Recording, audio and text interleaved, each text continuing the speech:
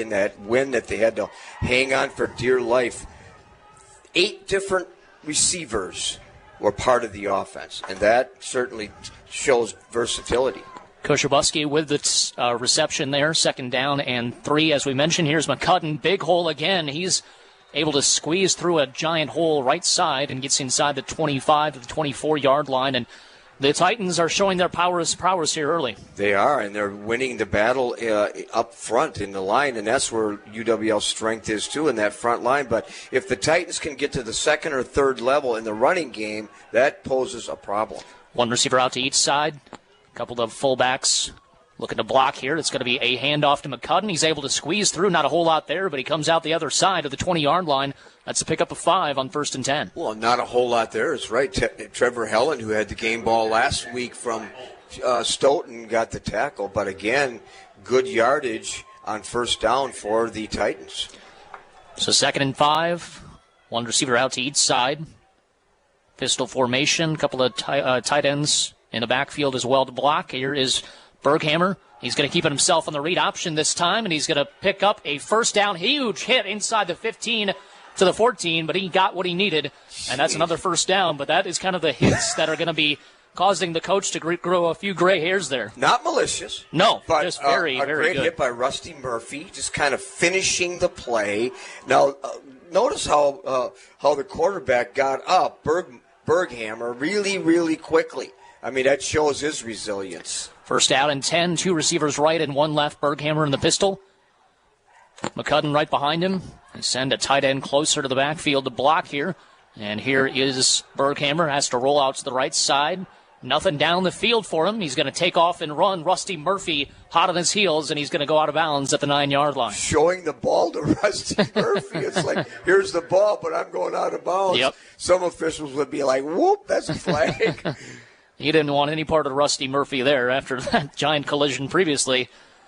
Well, I think Rusty was a little disappointed, I think. Yeah, Matt Janis said the key for this game is one player, and that's Kobe Berghammer, and he looks sharp as we unfold this game. 2nd down and 6. Handoff is to McCudden. Hole up the middle and stopped at about the 6-yard line there.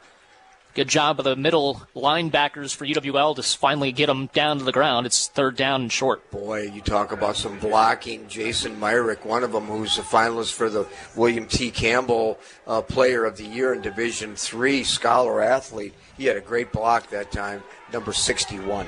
3rd down and 3 at the 7-yard line. 1 receiver out to the right side and 1 to the left. Tight end lined up left side of the line as well. Pistol formation in the backfield. Now they send a man in motion. That's number 28, Terrell Carey. He lines up to the right side. Hand off to McCudden, and he is going to pick up a 1st down right at the line to gain. Not a whole lot on the right side, but he's able to squeeze through. And Berghammer does such a good job of faking that handoff and really just faking out the defense. Yeah, personnel changes, goal line defense for the Eagles, and number 78, 285-pound Joe Blitzstuhl with a great block. So 1st and goal, Eagles going to try to get a stand here. Under center is Berghammer. Pitch play to McCudden, right side. Everybody going that way, and he's going to follow his blockers to the 1-yard line.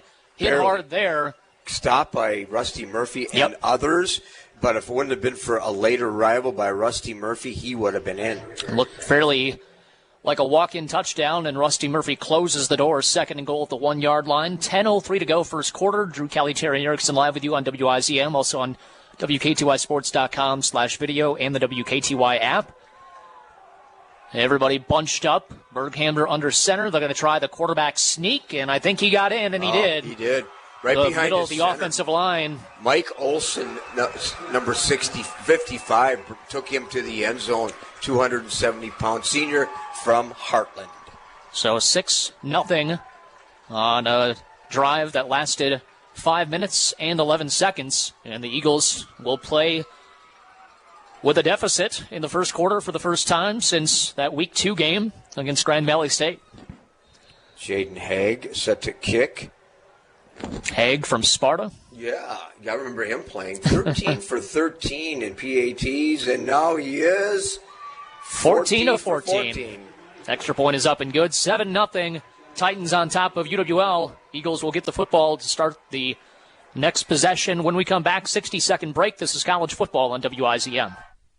You're ready to tackle those fall projects. A little painting, replacing drafty windows, cleaning the gutters. Before you get started, get to Newsom Design Center. Top-of-the-line tools, materials, and supplies, along with advice from a staff that's done it before.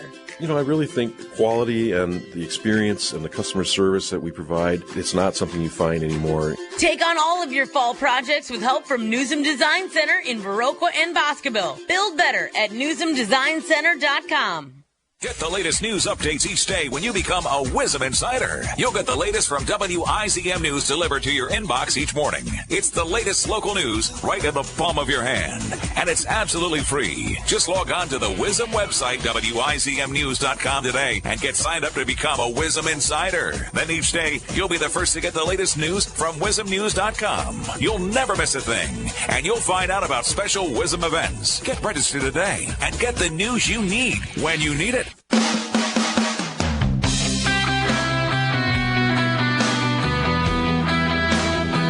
Back here at Roger Craig Stadium, Drew Kelly, Terry Erickson, as Jake Simonchek is going to get a chance for the kick return. He's out across the 30 to the 33 and wrapped up there.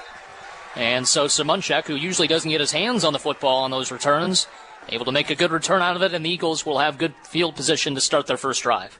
Tackle by Mitch Borkovich from Muskego, a reserve linebacker.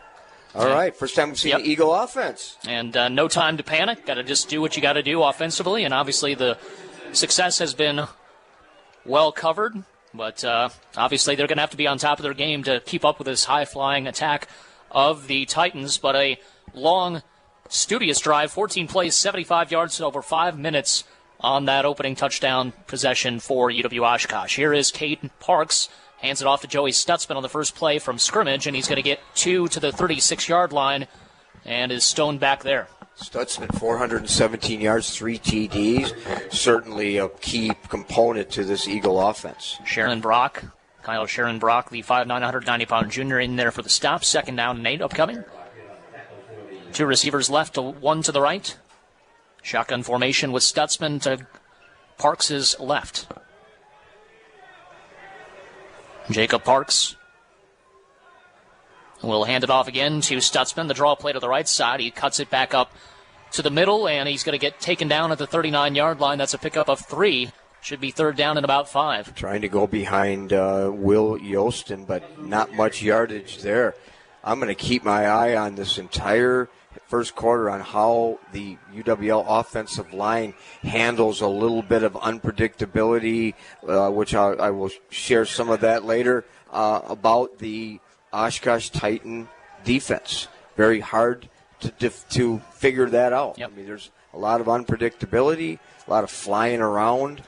Big 3rd down here, 3rd down and 6 at the 39-yard line, and Parks goes over the middle to Simonchek. He's got the catch, and he's got a lot of room past the 50-yard line to the 44, and that's who you go to when you need a conversion on 3rd down, Jake Simonchek. Yeah, you do, because you send your wide receivers deep, and then you go with your under route. 29 catches, 408 yards, 7 TDs for that young man coming into this game. Big-time 3rd down conversion there for the Eagles to keep it alive, and they're inside Oshkosh territory to the 44. 2 receivers again to the left, 1 to the right. It's Sorensen alone on the right. And he's wide open on a crossing route, and Parks just missed him, threw it behind him. He might have had some space to run, too. It's 2nd down and 10. He had lots of space to the wide side, and just an uncharacteristic poor pass by Jacob Parks. It was well designed as basically the illegal screen set there by Simonchek. You see a little bit of that. Yeah, you know that. You see that all the time. 2nd down and 10. All 3 receivers lined up to the left side here. And it's going to be a handoff to Stutzman. He gets through the initial hole. Nice cutback move. Out to the right side to the 25-20. And he is finally going to be angled and thrown out of bounds at the 17. Good blocking, good individual running, and a great play for UWL. Just going back to what I said about blocking, that time Ben Hillebrand with a great block along with the left tackle Noah Coleman. Alex Bongers, the center, captain, Cole Greco, and Mike Bertoya. Eagles go with two backs in the backfield here.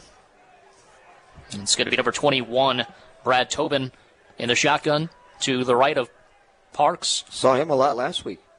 We sure did. They're going to try both players on the same play, and it's going to be Tobin, who picks up about 4 yards on the draw play to the left side. Not a bad play on 1st and 10, inside the 15 now. Just a heavy package, showing a different look to the Titan defense. More personnel group changes coming in. 2nd down and 6. Dustin Schultz, Drew. Dustin Schultz, we knew we'd see two tight ends in. Now reports in, number 89. Had a few catches last week against River Falls. One receiver split to each side here. Two tight ends on the line. Shotgun formation. Stutzman to the left of Parks. Parks looking over the defense of Oshkosh as they jump around, trying to cause a false start. Here's the handoff to Stutzman. Gets hit from behind. He gets down to the 10-yard line. That's a pickup of 3 on 2nd and 6. 3rd down and short. Boy, Bryce Edwards, a linebacker from guess where? Sparta, in on that tackle. A lot of Wisconsin kids on this Oshkosh team. They usually don't go out of state, and they get the most of them, and obviously have a great tradition there at Oshkosh. Both Edwards boys playing for the Titans. 4 receiver set, 3 to the right, 1 to the left. Parks trying to cause offsides here. They don't go for the fake count. Big play, 3rd down in the red zone. To the 10-yard line of the Titans, trying to answer their opponent's score. And here is the handoff to Stutzman. Stutzman gets to the outside, and he drags the defender to what he needs for the 1st down to the 6-yard line. Now, hey, there's a case of the hole not being there.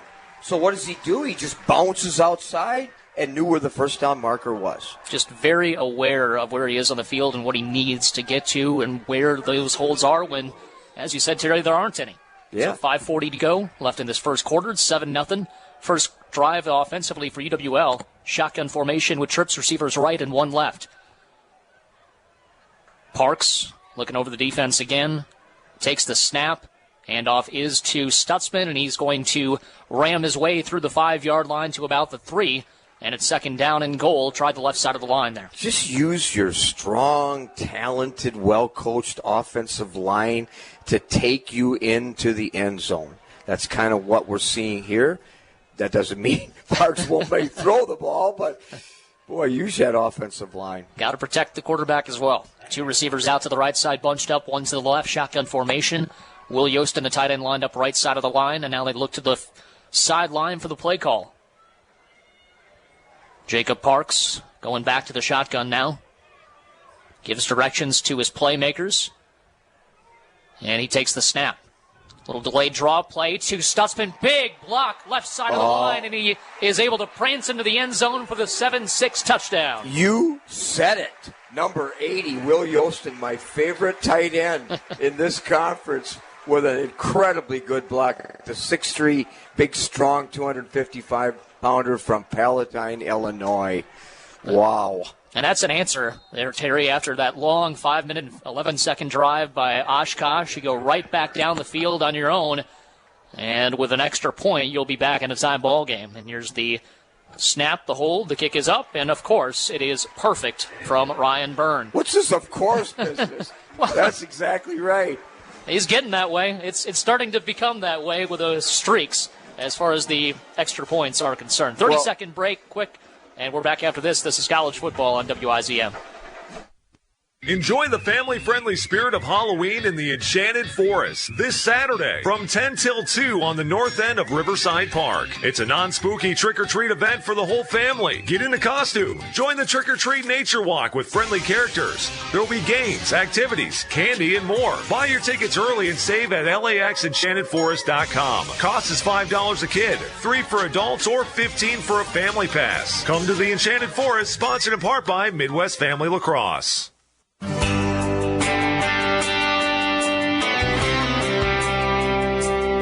Get set for the kickoff. 7-7. I think it's set for Ryan Byrne to boom this one away. Ryan Byrne. What are we going to do without him next year? Anyway, here's what we're going to do. I had the West Salem game last night. A kid by the name of Noah LaFleur was unbelievable on both sides of the ball and kicking the ball. Just as effective for the West Salem Panthers as Ryan Byrne from West Salem is for the UWL Eagles. Byrne will use that leg to kick this one away, and it is going to be returned at about the 5-yard line there by number 28, Terrell Carey. Actually, that's number 10, Jalen Grant, and Grant takes the right side trying to get to the corner and is spun down at the 30-yard line, so good return there, changing directions, and it's a good start of field position for the Titans coming in. Jake Shera, a defensive back from New Berlin with a hero tackle. Here's what I mean by hero tackle. An unassisted, open field, solo tackle, the hardest thing there is to do in the game of football. Yep, and there's not many people behind you, so if you would have gotten past him, there might be some issues for the UWL special teams. First down and 10 here for the Titans, and Berghammer comes out with a couple of backs on the backfield, one receiver to each side. It's going to be a pitch play. Goes out to the tight end and read beautifully, knocked down at the 26-yard line. What a play defensively. Max Brower getting in there for the stop. Actually, that was number 21. I apologize. Good job by the Eagles. That was a loss. Second down and 13. Brad Tobin. Yeah, but coming from the other side of the field all the way over and making that hit on that RPO. So second down and 12, one receiver to each side. And under center is Berghammer. Play action fake. Has some time in the pocket. Goes to the left sideline and incomplete. Carey couldn't get his feet in bounds, and it's going to be third down and 12. Good call by the official. Yep. Had some help by the sideline of UWL. Kind of, hey, nope. Incomplete. The white hat in this crew from Janesville, Tim Duffy. I know a lot of the other crew members, and I hope that they do a little better job than what we saw last week. Oh, yeah. The number of penalties on UWL last week was like off the charts. Third down. I asked Matt James how many were legitimate. He said, no, I don't know, not a lot of them. Third down and 12 here. Receiver goes in motion from right to left. Two receivers off to the left side and two to the right. And here is Berghammer. And he will throw it to the wide receiver number 1. And that is, once again, Mitchell Garand. He just dropped it. Might have been a little bit of a push-off, too. And a little bit of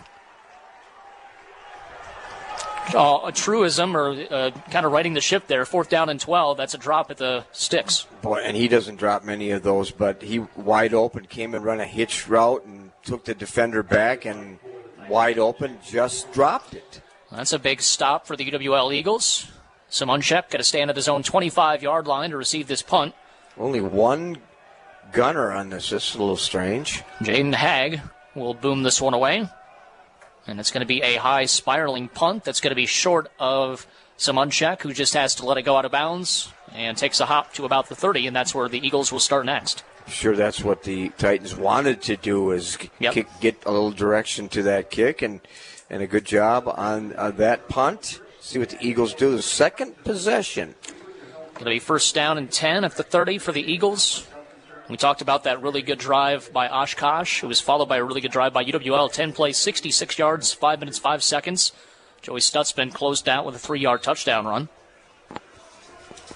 So anything you can do, I can do better. We'll see if the Eagles can do better than a punt on their second possession. Two receivers out to the right side and one to the left. Jacob Parks going to be lined up in the pistol formation. Now the shotgun as Stutzman gets to his left. Parks looks over the defense of Oshkosh. Gets it off on the draw play to the right side for Stutzman. Stutzman dancing, trying to find an open hole. And he picks up maybe 2 on the play. Good flowing defense for the Titans there. Yeah, and trying to run behind Yostin again, just to the boundary side. But good pursuit by the Titans. Tackled by number 8, Troy Jandon, a linebacker from Forestville, Illinois. Second down and 8, 4 receiver set, 2 to each side here. Pistol formation. Parks surveys the defense and now takes the snap. 3-step drop. Has some pressure coming in against him, and he's able to avoid the sack somehow. Gets out of another sack, and he's out to the 40-yard line. Just dancing around over there, and he's to a first down. Kind of the poise that Matt Janish told me that he's working with Jacob Parks on. A little bit of improvisation, and right at the that's got to be marker. A first down. They're going to say third and like a half inch. Yeah, That's a first down. There it is. Okay. Come on, Shane Cruz a little bit late making their adjustment. First down and 10 here at the 40-yard line. I'm not sure if they offer ballet classes at UWL, but I'm pretty sure if they do, then Jacob Parks is studying that. They sure do. I took one there when you I go. was in college. Two receivers off to the left side and one to the right. And here is the handoff to Brad Tobin, rather. Big hole up the middle. He takes advantage of that, gets across midfield to the 48 of Oshkosh. I told you in the pregame, look for Tobin to carry the ball. Carson Raditz from Fond du Lac with a good open field tackle. You talked about the youth of the Titans. Well, there you go. He's a freshman. Eagles starting to gain momentum offensively here. Two receivers to the left side and one to the right. And really what we've seen is when the Eagles go more straight up the gut, they're having a lot more success. Trying to get to the outside game going as well, though. Three receivers set. And shotgun formation. And now we've got flags and maybe a false start on the Eagles here. Going to move them back 5 yards. I think first pre-snap penalty here this afternoon. Been a pretty clean game so far. 1 minute 40 seconds left in this first quarter at 7-7. And it's 1st and 15 coming up. As disciplined as the Eagles are, not many pre-snap penalties. UWL, three receivers set, one to the right, two to the left. Eagles in their all maroon uniforms. And the Titans in their all white uniforms with yellow and black trim. Here's the delayed handoff to Tobin. Tobin right side. Actually, that's Stutzman, my apologies. He cuts back up inside. Gets to the 43-yard line. Nice gain there. My eyes went to Mike Bertea. Bertea, I'm sorry, Mike, from Lake Zurich, Illinois. 300-pounder with a great block on that defensive end. Second down and 4, an 11-yard pickup there on 1st and 15. So it'll be second down and 4. Shotgun formation. Stutzman to the left of Parks. A couple of tight ends lined up right side and two receivers left. Stutzman to the left of Parks. Here is the fake to the handoff and shotgun snap. Here is Parks rolling all over the place, and he's got nowhere to go. Finally going to get driven down.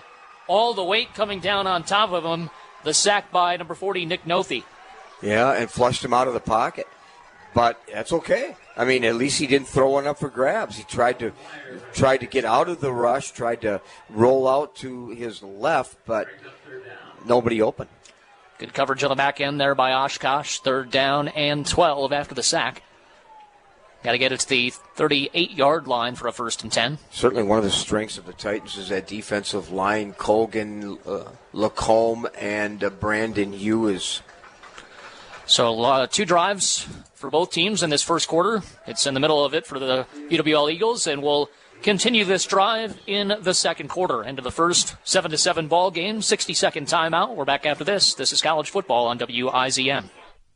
There's so much to talk about and so little time. We only have 3 hours. Hi, this is Mike Hayes. I host Lacrosse Talk. We could probably get it covered if it was just you and me for 3 hours. It's not. We've got lots going on. News, sports, traffic, weather, radio, graffitis, and open phone segment. That's where I'll get lots of different ideas for Lacrosse Talk conversation, maybe a people poll question or two. We'll talk a little about fuel shortages that are cropping up across the globe. And guess what? Not in America yet, but where they have fuel, they don't have enough fuel. We'll talk Monday. My name is Lola Silvestri, and I'm going to be 95 this year. I was very independent. I fell, and I had to have Meals on Wheels.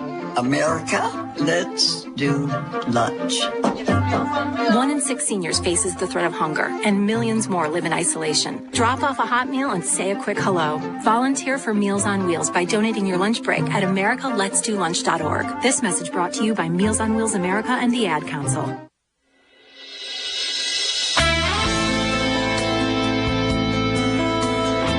Back here at Roger Herring Stadium, Drew Kelly, Terry Erickson live with you this afternoon. Beautiful day for football. 7-7 the score here as the Eagles get set for the second quarter. Ball on the 49-yard line of the Eagles. Looking for our first quarter statistics. And I don't know, is the door locked? Because nobody's come in. Third down and 13 upcoming. Pistol formation, 4 receiver set, 2 right, 2 left. Parks has all day to throw. Now he's going to have to dump it out to the flat to Joey Stutzman. We'll see if he can make something work. And he's going to get maybe a yard or two. Good open field tackling there by the perimeter defense of the Titans, and it's 4th down. Good example of why you have a check down receiver. And that's exactly what happened. He couldn't find anybody deep. Great coverage by the Titans, but Parks, plenty of time, found his check down. 4th down and 11. Sean Parker going to be out to punt this one away. And the punt returner, Stephen Flores, the sophomore, back at his own 6-yard line. Parker takes a snap, steps into it, and a high spiraling punt. It's going to be a fair catch called for by Flores and made at the 9-yard line. So Parker does his job inside the 10, and that's where the defense will try to prevent the Titans from going any further. When does Parker not do his job? He's averaging 39 yards per kick, 4th in the history of UWL kickers. A senior from Portland was on our show last week, 7 Rivers Sports, and what a quality guy he is. Well, the stats are in front of us from the first quarter. Pretty even.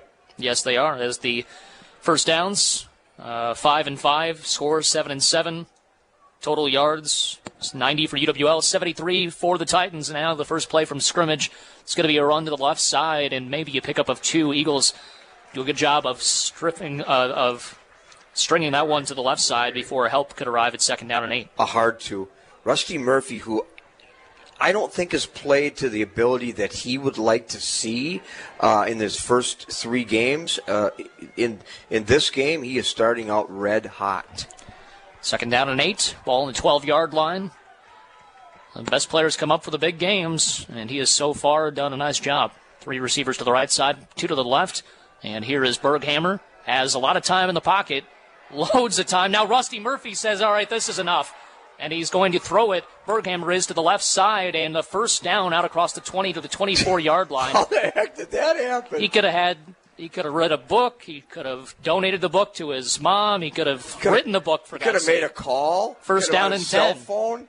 Man. But there's another example of coming back to help your quarterback who's in desperation. Threw it from his heels, by the way. Jalen Grant, the receiver, getting the catch there for the first down. 2 receivers out to the left side and 3 to the right. And here is Berghammer in the shotgun alone. He's going to send a man in motion. It's going to be a jet sweep from left to right as it's going to be Terrell Carey. Carey to the 30-yard line and is shoved back there. Pickup of about 7 or 8. Still fighting. Finally taken to the ground. 2nd down and short. 2 things on that. One, the jet sweep is one play that they had run a lot against Platteville and had success. First time we've seen it today. Number 2, do you look the way he carried the ball? Just really tight to his under his arm, and the Eagles with multiple defenders meeting him on the edge. 2nd down and 2. 12:30 to go in this first half. It's 7-7. Oshkosh, the number 9 ranked team in the country. Number 20 is UWL. 2 receivers out to the right side, bunched close to the formation. 3 receivers out to the left. Berghammer takes the snap. 6-step drop, goes deep down the middle of the field, trying for the bomb, and it's incomplete over the outstretched arms of his intended target. That was number 11, Tony Steger, and it's 3rd down and short. Double coverage by the Eagles, and he tried to just split that double coverage. Rusty Murphy right there also showing his speed downfield. Good double coverage. Not a bad call there when you know you got an opportunity to run on 3rd and 2. Peter McCaudin. Right behind, actually that's Mitch Gerhardt's. He's right behind Berghammer in the pistol. Handoff is to him, and he's going to be bottled up by Eagles, but it's enough for a first down. He needed 2. He got 2.5, and that'll move the chains for the Titans. Nice contact by Max Brower. Not early enough. First down Titans, but nevertheless wrapped up until his teammates arrived. First down and 10 at the 33-yard line. First down. Mac Winkler, the running back, into the game for the first time here this afternoon. 2 receivers out to the right side and 1 to the left. Here is the pass play out to the left side, caught on the out pattern and driven out of bounds at the 40.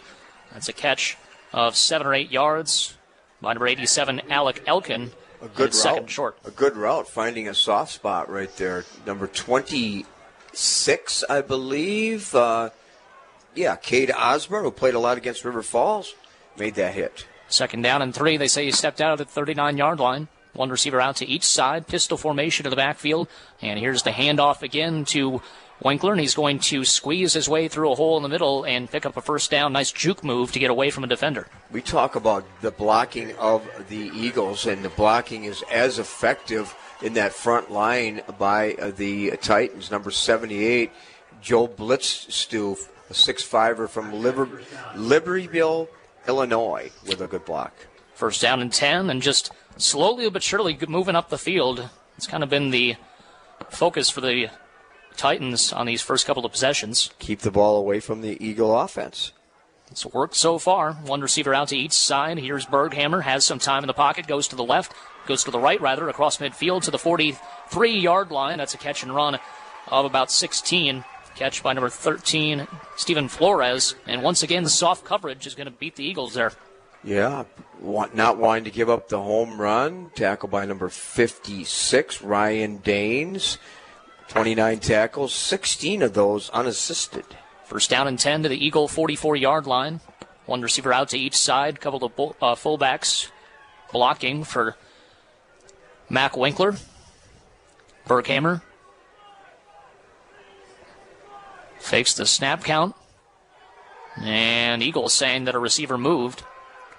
Refs don't blow the flag. Now here is the handoff to Winkler. He's going to weave through a small hole left side of the line to the 40-yard line. Pickup of 3. Second down and 7 upcoming. It's an interesting formation, too, with two up backs and then a tailback behind them. I haven't seen that before. Taken out of the game is Terrell Carey. One receiver out to the right side, 2 to the left. Pistol formation. Tight end lined up in the backfield right side, and here is the quick screen pass complete out to the 40, make it the 36-yard line. Nice tackle. Trey Tetzlaff got the catch, and it's third down and about 4. Little bubble screen using one defender, Max Brower right there. So 3rd and 3 officially, ball on the 36-yard line. Berghammer trying to pick up another third down. They've been able to do that with fairly good success rate on the Eagles so far. 2 receivers, make it 3 out to the right side and 1 to the left. The receivers on the right are all bunched up. Now they send a man in motion to the left side. That's Tony Stager. Snap a little bit low, and here is Berghammer complete on the pass to the short man. That is, once again, that is Tetzlaff, and he picks up a first down to the Eagle 29-yard line. Right in front of Ryan Daines, who he slipped through the tackle of Daines to get that first down. UWL looking to buckle down here defensively. Been on the field for quite a while. 8:48 to go in this first half.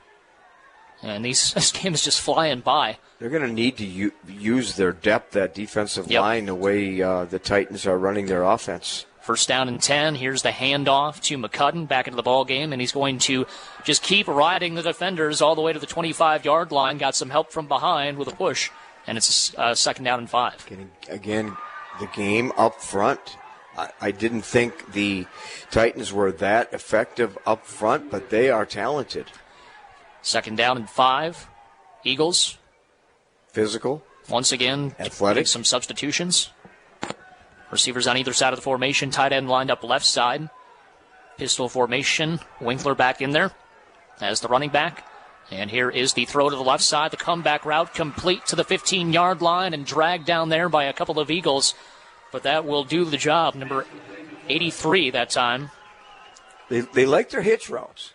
Yes, they do. Right in front of that time, in front of number 26, Kate Osborne. Stephen Flores with the catch there on first and 10 to the 15-yard line. So in the red zone here are the Titans. 7:35 to go in the first half. 2 receivers to line up right side, 1 to the left. Berghammer in the pistol. Winkler right behind him. A little quick pass out to the main receiver that's got most of the passes in this game, Trey Tetzlaff, and he's to the 7-yard line. Again, just a bubble screen on the outside, taking advantage of the Eagles and Trevor Helland, who's got 20 tackles on the year, made the hit. Second down and 3, 7-yard gain there on first and 10. Have you ever seen as many screens as we saw at River Falls last week? We saw a traditional screen, a bubble screen, a rocket screen, and a middle screen. I think we covered all of the screens you can possibly have. 2nd down and 3 here. They're going to send a man in motion. That's Winkler out to the left side to be wide receiver. Under center is Berghammer.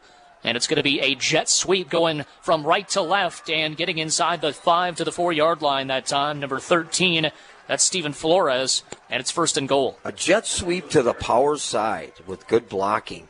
Second time we've seen the jet sweep. Ryan Daines on the tackle. 1st and goal.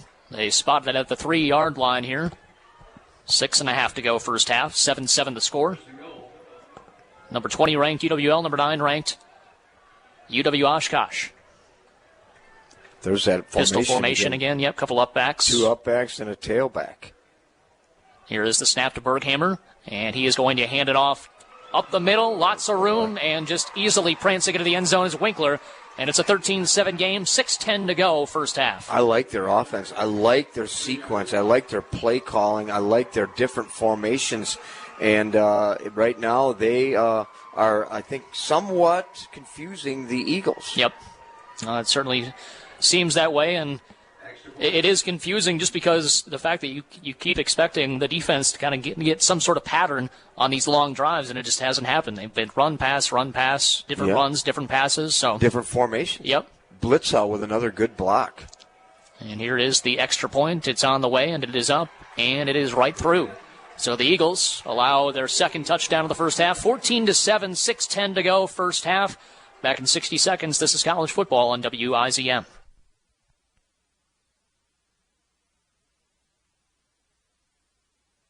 Stormy, get away from that window. It's time for the forecast. Do you see that? Grammy says that when squirrels put up a big store of acorns, we're in for a nasty winter. So you're getting your weather from... Whoa, look at that little fella go! You were going to do it last winter. Don't let it slip another season. I'm Mark from Schneider Heating and Air Conditioning. Get your furnace ready for freezing temps with Schneider's Gold Star Maintenance. We'll stop out to your home twice a year to clean and check your furnace and air conditioner, making sure they are running safe and efficient. If you need parts or service, we'll take care of the problem with no diagnostic or trip charge. Time for a new unit? Ask about our specials and rebates on Carrier's comfort systems. Is your furnace ready for winter? Get Gold Star and turn to the experts. Carrier and Schneider Heating and Air Conditioning, La Crosse and Winona. Schneider Heating and Air Conditioning. Your comfort is our business.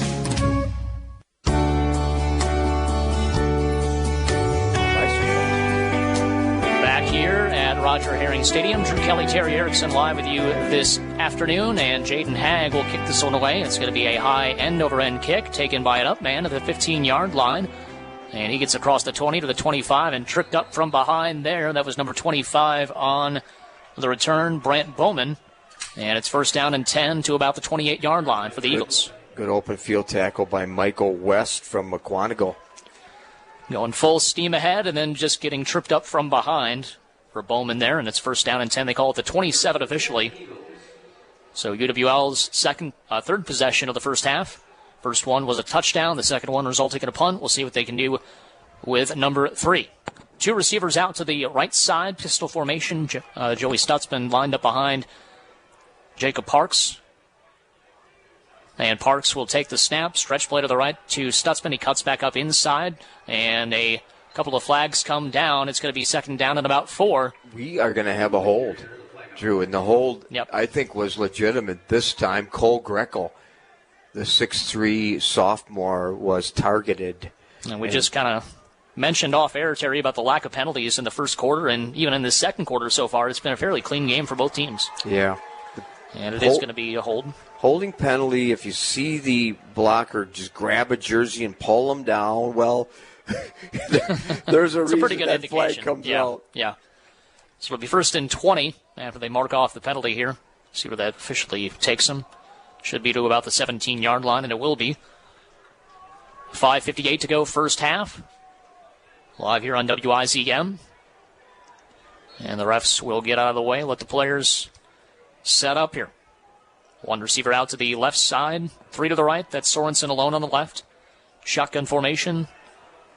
Joey Stutzman to the left of Parks. So Munchak goes in motion. Jet sweep on the action, and now he's going to get to the corner and get ridden out of bounds. Didn't have enough room to the sideline, and he gets to about the 23, 24-yard line before he is forced to just step out of bounds. So, one thing about officials now compared to when the teams would huddle, officials need to, and I read an article about this, need to be as aware of tempo as the players are, because you can't stand around and talk and so on. You got to be ready because players are not taking their time anymore. It's a fast-paced game. No doubt about it. Second down and 13 here, 5:20 and counting in this first half. It's 14-7 Oshkosh on top of the Eagles. Two receivers out to the right side, one to the left. Here is Parks going over the middle. Will Yostin with a catch out across the 30 to the 31-yard line. Pickup of 8 there, and it'll be third down and about 5. Yostin specializes in those short routes. Mitch Borkovic from Muskego making the hit. 3rd and 6 officially here. Stutzman still the running back. Two receivers out to the left side, one to the right. Shotgun formation here. Jacob Parks will try to pick this up and keep the drive moving. Will Yostin, the tight end on the left side of the line, and got that last catch. And here is the snap, right back to Parks. Over the middle to Yostin again, this time a little bit high. Had his hands on it, but he couldn't bring it in. And it's going to bring up 4th down and 6, and the punting unit will come out onto the field. Well timed by Anthony DeRogio from Schaumburg. Broke it up. 4th down and 6 after the incompletion there to Will Yostin. Sean Parker will do his job here. And it'll be punt returners Stephen Flores and Alec Elkin back to receive at their own 26-yard line. Parker gets the snap, puts his leg into it. It's a high end-over-end kick. Fair catch signaled for and taken at the 27-yard line. And that was number 87, Alec Elkin, with a fair catch. If you have somebody like Sawyer Schick, number 13, coming right down on top of you, I would suggest you fair catch it. Just a good job just to even catch it with that guy coming down at you. And the Eagles defense back onto the field, going to be a big possession here, Terry, I think, to stem the momentum and make sure that this doesn't get a little bit out of hand. I would absolutely agree that the Eagles need to make a stop, get the ball back. As we talked off the air about how quick this game has gone, because we've seen basically a running attack on both sides. 3 receivers out to the left side, and here's the play-action fake. It's going to be Berghammer, receiver to the left side. It's complete to the 30-yard line. That's number 11 on the catch. That is Tony Steger. He had to slide for it. 2nd down and about 7. Route running to those intermediate routes, certainly a strength of the Titans right there. Danes making the tackle. Pickup of 3 there on 1st and 10. Inside of 4:10 to go. 4 minutes now officially. 3 receivers out to the left side, 1 to the right. Shotgun formation. And here is Berghammer going deep down the right sideline. Got his man complete across the 40 of UWL to the 36-yard line. Nice catch that time by Trey Tetzlaff. Sure was. And actually, took it away from Brower. Brower didn't look. I should have looked a split second earlier, but you talk about a tight window. Yeah. It was like about a foot window, and it was perfectly thrown. That's exactly where I needed to put it. About 30 yards down the field. Going to be 1st and 10 at the UWL 36-yard line. Split receivers right and left. Shotgun formation here. And here is the rollout to the left side for Berghammer. Now he turns his body, goes deep down the left sideline. It's caught, turning around and getting into the end zone for the touchdown. Number 13, Stephen Flores. And a break in coverage that time results in a touchdown, 34 yards. That pump fake is what did it, too. And the receiver beat Trevor Helen, which is not easy to do. And that was a quick, impressive Titan drive. And that's what they needed to do. 20-7 here. 3:21 to go. Looks like the extra point team is on. Jaden Hagg, the junior, will come out to do the honors. And a nice job by the Titans. We talked about the long Artemis drives previously. That one, in a blink of an eye, it was into the end zone. So 21-7, 3:21 to go first half. Going to take a 60-second timeout. Back after this. This is college football on WIZM. You remember the good old days? Wisdom's Brad Williams does. Each weekday morning during the award-winning Yesterday in Lacrosse, it's a look back at the way things were in our community, highlighting significant and trivial events in our city's history. What was the price of bread in 1945? What was playing at the movie theater in 1976? Brad Williams remembers. After all, he's the human Google. So if you want to reminisce or learn more about lacrosse history, don't miss Yesterday in Lacrosse. Each weekday morning at 6:15 and 8:15 on Wisdom, 1410 AM, 92.3 FM. Every Wednesday at about 8:15, I give away a $20 gift card to Big Boar Barbecue to someone who listens. As often as not, it's to someone who's in their car listening to Lacrosse Talk on the way to work. That's exactly what happened when Barb Scythe heard her name. She was on her way to work, which is why she didn't call. But I'm going to send her a $20 gift card to Big Boar Barbecue now that I know where she lives. Would you like yours? Go to the website, WIZMnews.com. Click on Win Stuff, fill it out. You could be our next winner.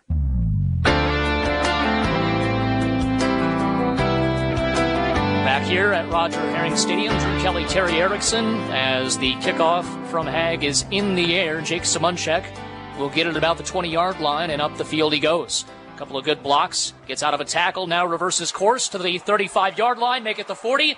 One man chasing him, one man to his left, and he's able to get out to midfield. A late flag comes in. Jeez, I was worried about. He changed directions, and oftentimes you see a flag on when a player changes directions, and I think it came from the white hat. I think that is on the Eagles, but I was watching for a illegal block, and I did not see one. Doggone Personal foul on UWL. That's going to be a 15-yard penalty on the Eagles. Matt Janish questioning the official, and I did not see one either. Yeah, he is not happy.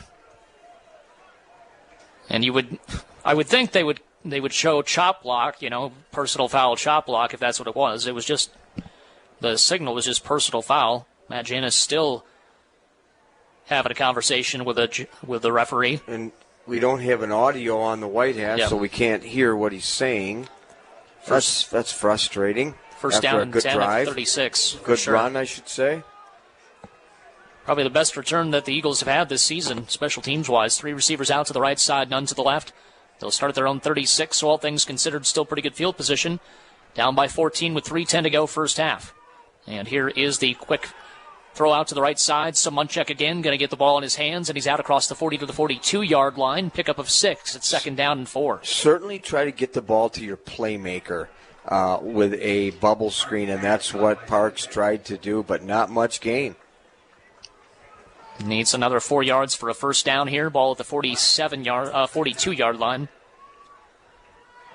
Got to get to the 46. 2 receivers out to the left side and 1 to the right. You got to get Cameron Sorensen in this game, Drew.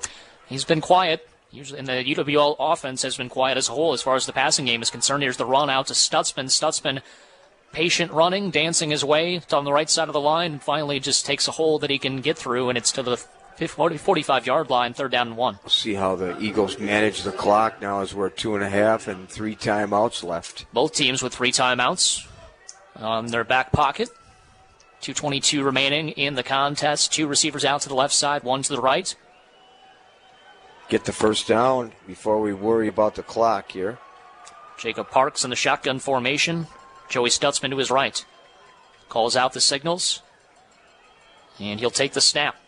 Handoff is to Stutzman. Stutzman goes to the left side of the line, and a nice push by those offensive linemen to get what they need. It's a 1st and 10 for UWL. You said it. A push up front and the effort behind him on the run.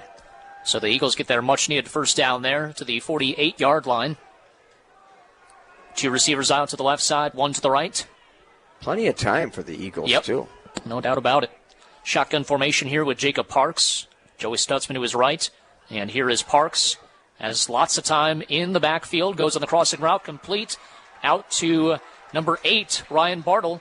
His first completion as a starter. He gets 9 yards, maybe 9.5. They're going to actually give him the first down, and that'll move the sticks for the Eagles. Good for him. A drag route across the middle, and Parks found him open. First down. Fought hard to get that first down as well. He would not go down quietly. 1:27 and counting to go in this first half. 21-7, Titans on top of the Eagles, and here is the snap to Parks. Handoff is to Stutzman. He gets across the 40 to the 38-yard line and got what he could there, and a timeout's going to be called by the Eagles. So UWL calls timeout there. We'll take a 30-second timeout as well. We'll be back just after this. This is college football on WIZM.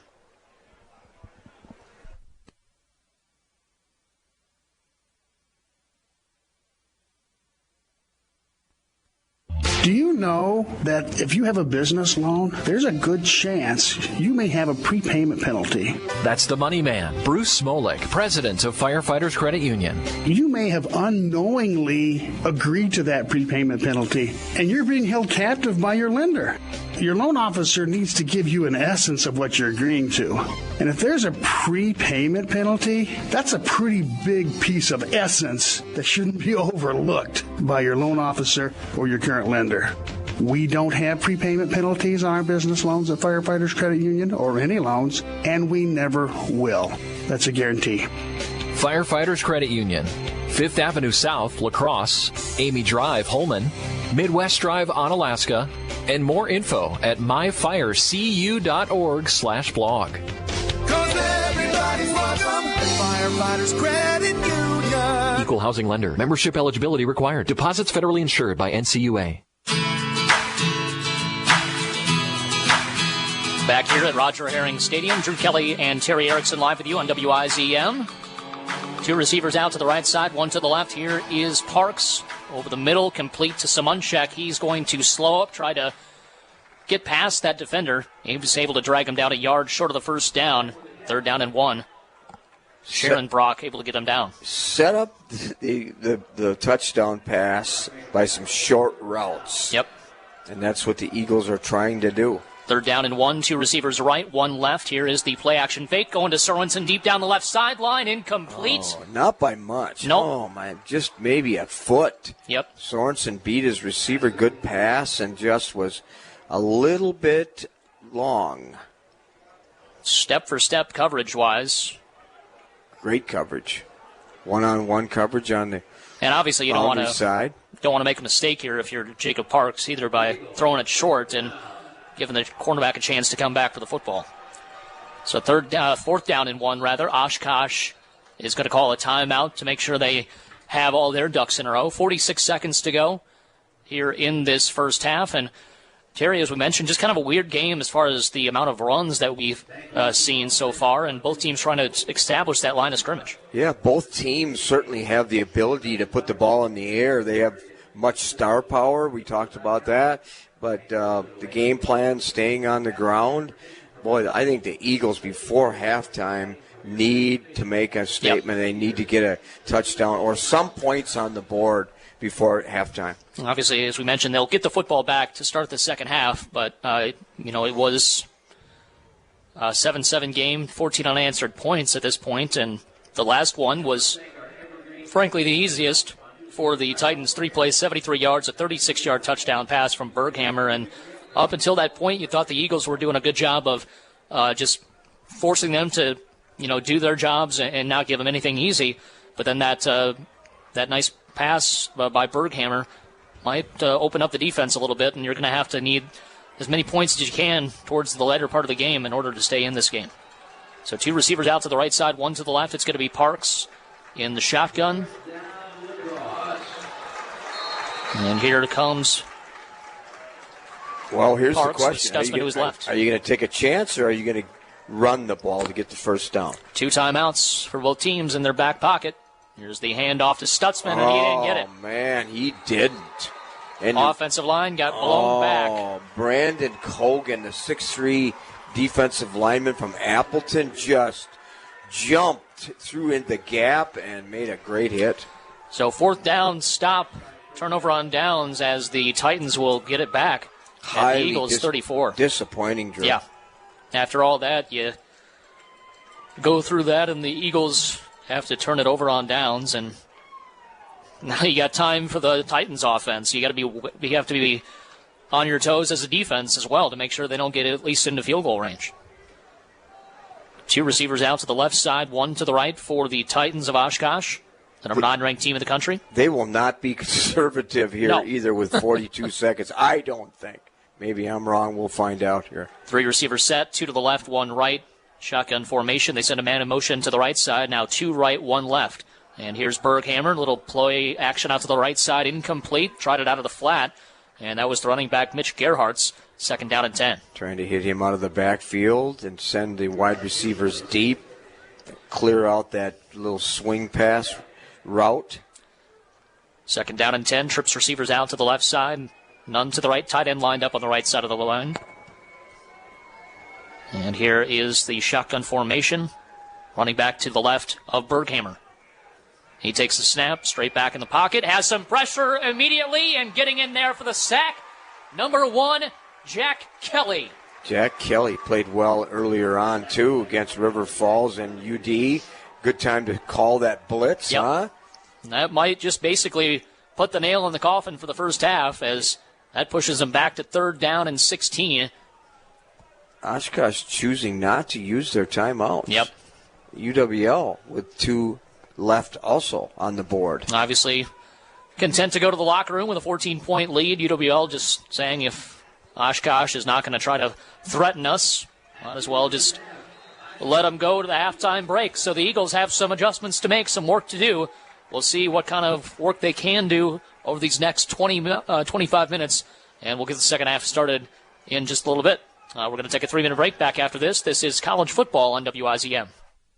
Get the latest news updates each day when you become a WIZM Insider. You'll get the latest from WIZM News delivered to your inbox each morning. It's the latest local news right in the palm of your hand. And it's absolutely free. Just log on to the WIZM website, WIZMnews.com today, and get signed up to become a WIZM Insider. Then each day, you'll be the first to get the latest news from WIZMnews.com. You'll never miss a thing. And you'll find out about special WIZM events. Get registered today and get the news you need when you need it. Staying informed is important to everyone these days. We are really very highly prepared for anything. And now it's even easier. Just download the new WIZM app on your phone. I like this stuff. I really get it. Then press Play News now. And you'll get the latest and most up-to-date news from the WIZM Newsroom. You'll also get the latest weather forecast, the latest sports update, and features like As I See It and What's Buried on Brad's Desk. Great super genius. Wherever you are and whenever you need it. The latest app information is now at your fingertips. Download the WIZM app and you'll always have the latest information. Thanks for being a part of the WIZM family. I'm Mike Hayes, host of WIZM's Lacrosse Talk each weekday morning, and I'd love to help you celebrate your birthday.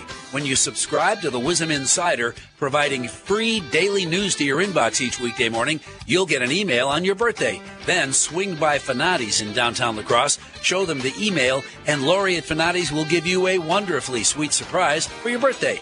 Be sure to sign up for the WIZM Insider today, and your next birthday could be even sweeter. From your friends at WIZM and Fanati's.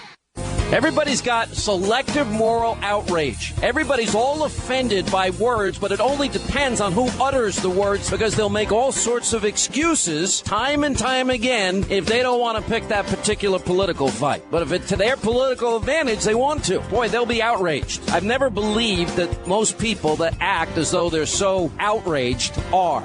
Sean Hannity, weekdays at 2 on News Talk 1410 AM, 92.3 FM, WIZM. Keeping La Crosse informed since 1923. WIZM News Talk 1410 AM and 92.3 FM. You either got to be open or not, don't you? Yeah, I agree with you. It's like the last bad meal, or I'm sorry, the first bad meal that you have at a restaurant, the last time you ever go there. And same kind of thing, if the place is spotty and inconsistent with their hours and everything else, there's going to be problems with that. So, frankly, we've got ourselves in a real mess here. I think the only answer to long-term stability is vaccine. So, right now, from a care standpoint, my company helps in the fact that we provide remote care, so we can help isolate and contain the problem by keeping people out of the emergency room for things like strep throat and sniffles and seasonal allergies and things like that. WIZM News Talk 1410 AM, 92.3 FM. La Crosse's source for news and information. WIZM is WIZM. La Crosse, News Talk 1410 AM, 92.3 FM.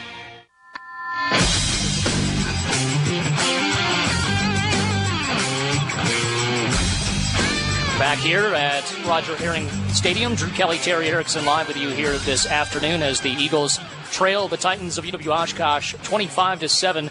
Other scores in the WIAC here. Whitewater currently all over Platteville, 51-14. That's going into the fourth quarter. And River Falls on top of Stevens Point right now, 35-7. That's at the halftime break. And you take a look at the stats from the first half. UWL doing a nice job of running the football, 17 carries, 82 yards. But as far as the passing game, kind of get that a little bit more cranked up there, Terry, to get a little bit more space offensively. I just have so much confidence in the UWL Eagle passing game. I watch them practice all the time. I know how their route running and what their schemes are. I just agree with you. And I want to see a couple other guys get into the game as wide receivers. And Cameron Sorensen is one I'm looking at. Yep. Yeah, he's obviously the biggest target, biggest weapon for the Eagles as far as their main receiver-wise. Jake Samunchak, obviously, with the athleticism, 4 catches, 34 yards. Nobody else has more than 1 catch. And so, obviously they wanted to run the ball. They wanted to use that ground game to keep the time of possession in their favor. Taking a look at that, it's actually going in the favor of the Oshkosh Titans, 16:05 to 13:55, so fairly even in that category. But, UWL has had opportunities. It seems like from the passing game, you had the one pass thrown kind of behind Cameron Sorensen on the crossing route that looked like could have been something on the second drive. UWL going to have to make some adjustments. I'm just impressed with the methodical way the drives have taken place for the Titans. Yeah. I mean, they've went down the field and they've carved out soft spots. They mixed up their run and the pass, and their game plan is solid. Eagles, 21-7 deficit here, and really all about how they come out of the second half. It's going to have to be fairly immediate. They get the football back in the start of the second half, and I think it's going to be a lot different playbook, I would imagine, if you're an Eagle fan, as we see what will happen in about 15 minutes from now. I think the level of urgency is not there yet, but I agree with you that maybe changing play selection, trying to see if you can get some hot receivers open, maybe extend plays, put Jacob Parks more in the spotlight, and see if he can take the team down the field and get us back in the game. And you talked about on that last drive just kind of getting the ball in your hands of your best playmakers. It doesn't have to be kind of these 30-yard pass plays. Just get it to Samunchak on screens, get it to Cam Sorensen on slant patterns. Same thing with Joey Stutzman. They haven't really run a screen outside of to Samunchak, and that's something I think you should expect to see as well for the Eagles, as got to get in the hands of your athletes, take a little bit more pressure off of that passing game. And that would open up the running game. Brad Tobin had a couple of nice runs as well. It was kind of interesting seeing them on the field at the same time as well. Something that I know you talked to Coach about, and he had said that might be something they were planning. Sounds logical. Sounds like something that I would script out. But remember, you're playing the 9th-rated team in the country, and a team that's picked to challenge Whitewater for the conference championship. So, you talk about Eagles blessed with athletes and star power and playmakers and depth. Well, so do the Titans. Beautiful day here for football on WIZM News Talk 1410 AM 92.3 FM. Going to take a quick break here at the halftime and be back in just a little bit for more coverage. And this is college football right here on WIZM.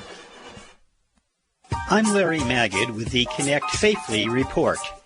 One of the most disturbing abuses we hear about online is revenge porn, when someone, often a former partner, distributes explicit images of the other person without their consent, perhaps out of revenge over a breakup. Any non-consensual distribution of such images, even if to just one other person, is a betrayal, but it's even worse when they're widely distributed. In most cases, these images initially are consensually exchanged, so-called sexting. It's fairly common and doesn't necessarily lead to harm. But heed the advice of Connect Safely contributor and Rethink app creator, Trisha Prabhu. Don't take a picture with a background that could clearly identify you. Don't have your face in the image or video. And have a conversation. That images and videos are never being forwarded without consent. More at connectsafely.org/radio. With the Connect Safely report, I'm Larry Magid for CBS News. Keeping La Crosse informed since 1923.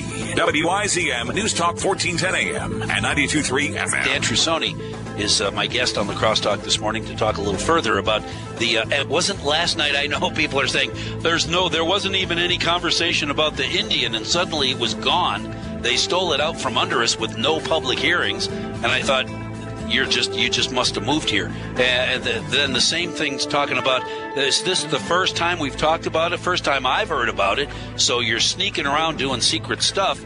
I think last night was the fourth public hearing on the future of the fish hatchery building. Is that, Dan Trussoni, is that right? Last night or yesterday afternoon, the fourth public hearing on the future of that building? Yes, good morning, Mike. It was between the Planning Commission, Finance and Personnel Committee, Common Council, and then last night the public input session. WIZM News Talk 1410 AM, 92.3 FM. Dave, what are you doing? Just sending a gift to Dave 2037.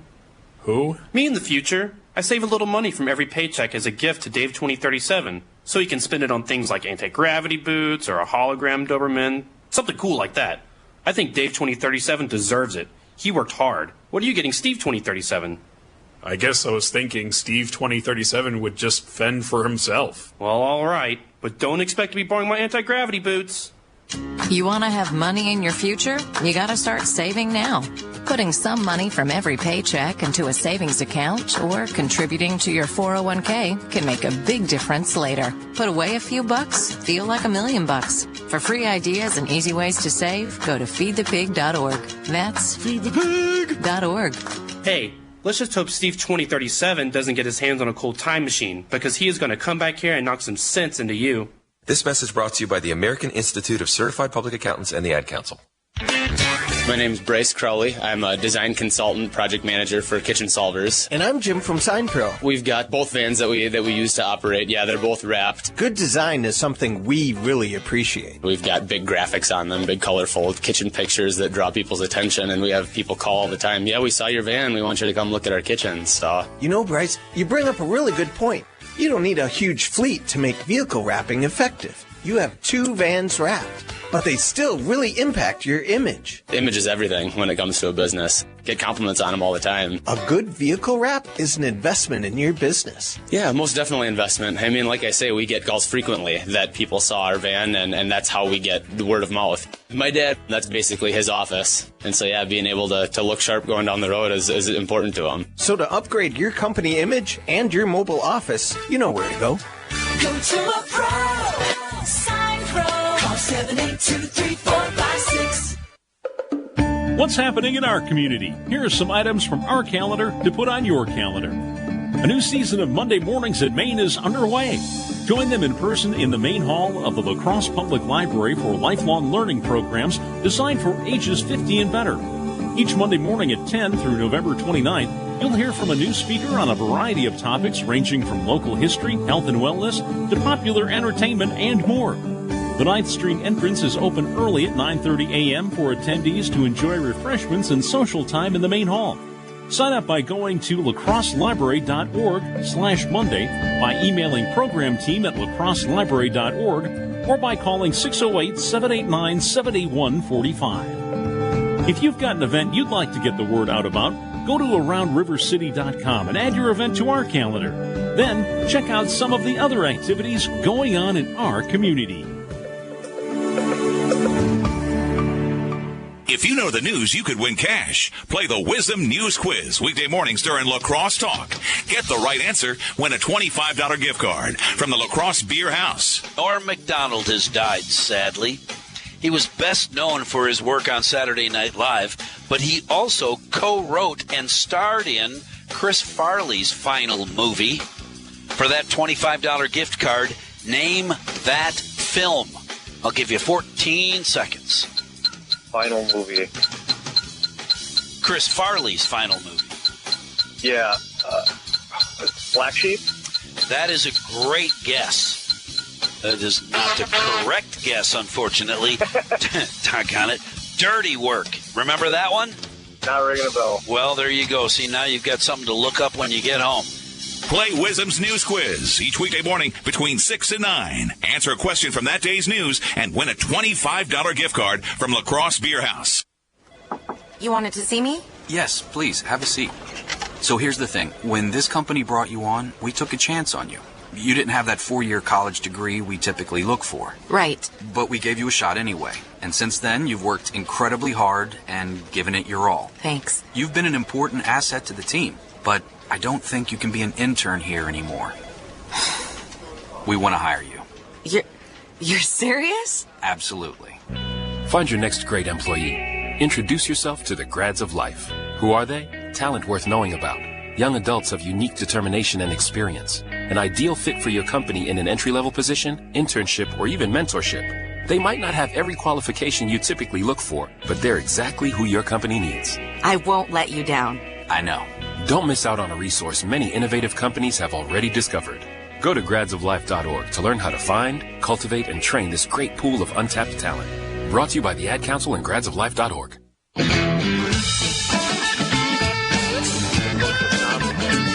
Back here at Roger Herring Stadium, Drew Kelly, Terry Erickson live with you on WIZM, News Talk 1410 AM, 92.3 FM, also WKTYSports.com/video, the WKTY app, and around River City on Roku and Apple TV. And obviously the schedule is preparing the Eagles for this conference season. You talk about Grand Valley State, obviously University of Dubuque, the first game of the season, and it's proven to be a challenge here in just the second game, and even the River Falls game. It's going to be a grinder each and every week.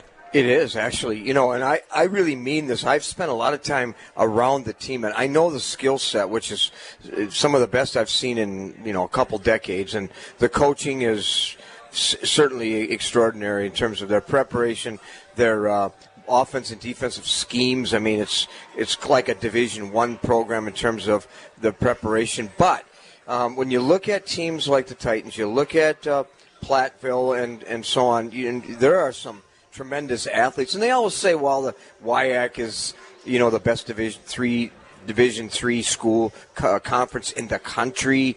And if that's not absolutely correct, it's close because of the skill level of what we see here on the field. Take a look at some scores. As we mentioned, Whitewater currently leading Platteville 51-14. River Falls all over Stevens Point at the half, 35-7, that Platteville game and Whitewater game just going in to the fourth quarter. And the Eagles have really ramped up their recruiting base. Obviously, last year they had they'd had so much time to prepare for the next class and trying to figure out who was coming back. So it's been a busy offseason, I'm sure, for the Eagles coaching staff, and obviously going to get back to normal for them. We were talking off the air, too, about some of the high school teams in the area. I know a lot of our listeners and viewers go to high school games and follow the teams in the area, too. And you had a big game last night. We were over at West Salem. And West Salem, the old saying, a wounded animal is dangerous. Well, they were beaten by River Falls in a game that we covered, but last night just took care of Toma.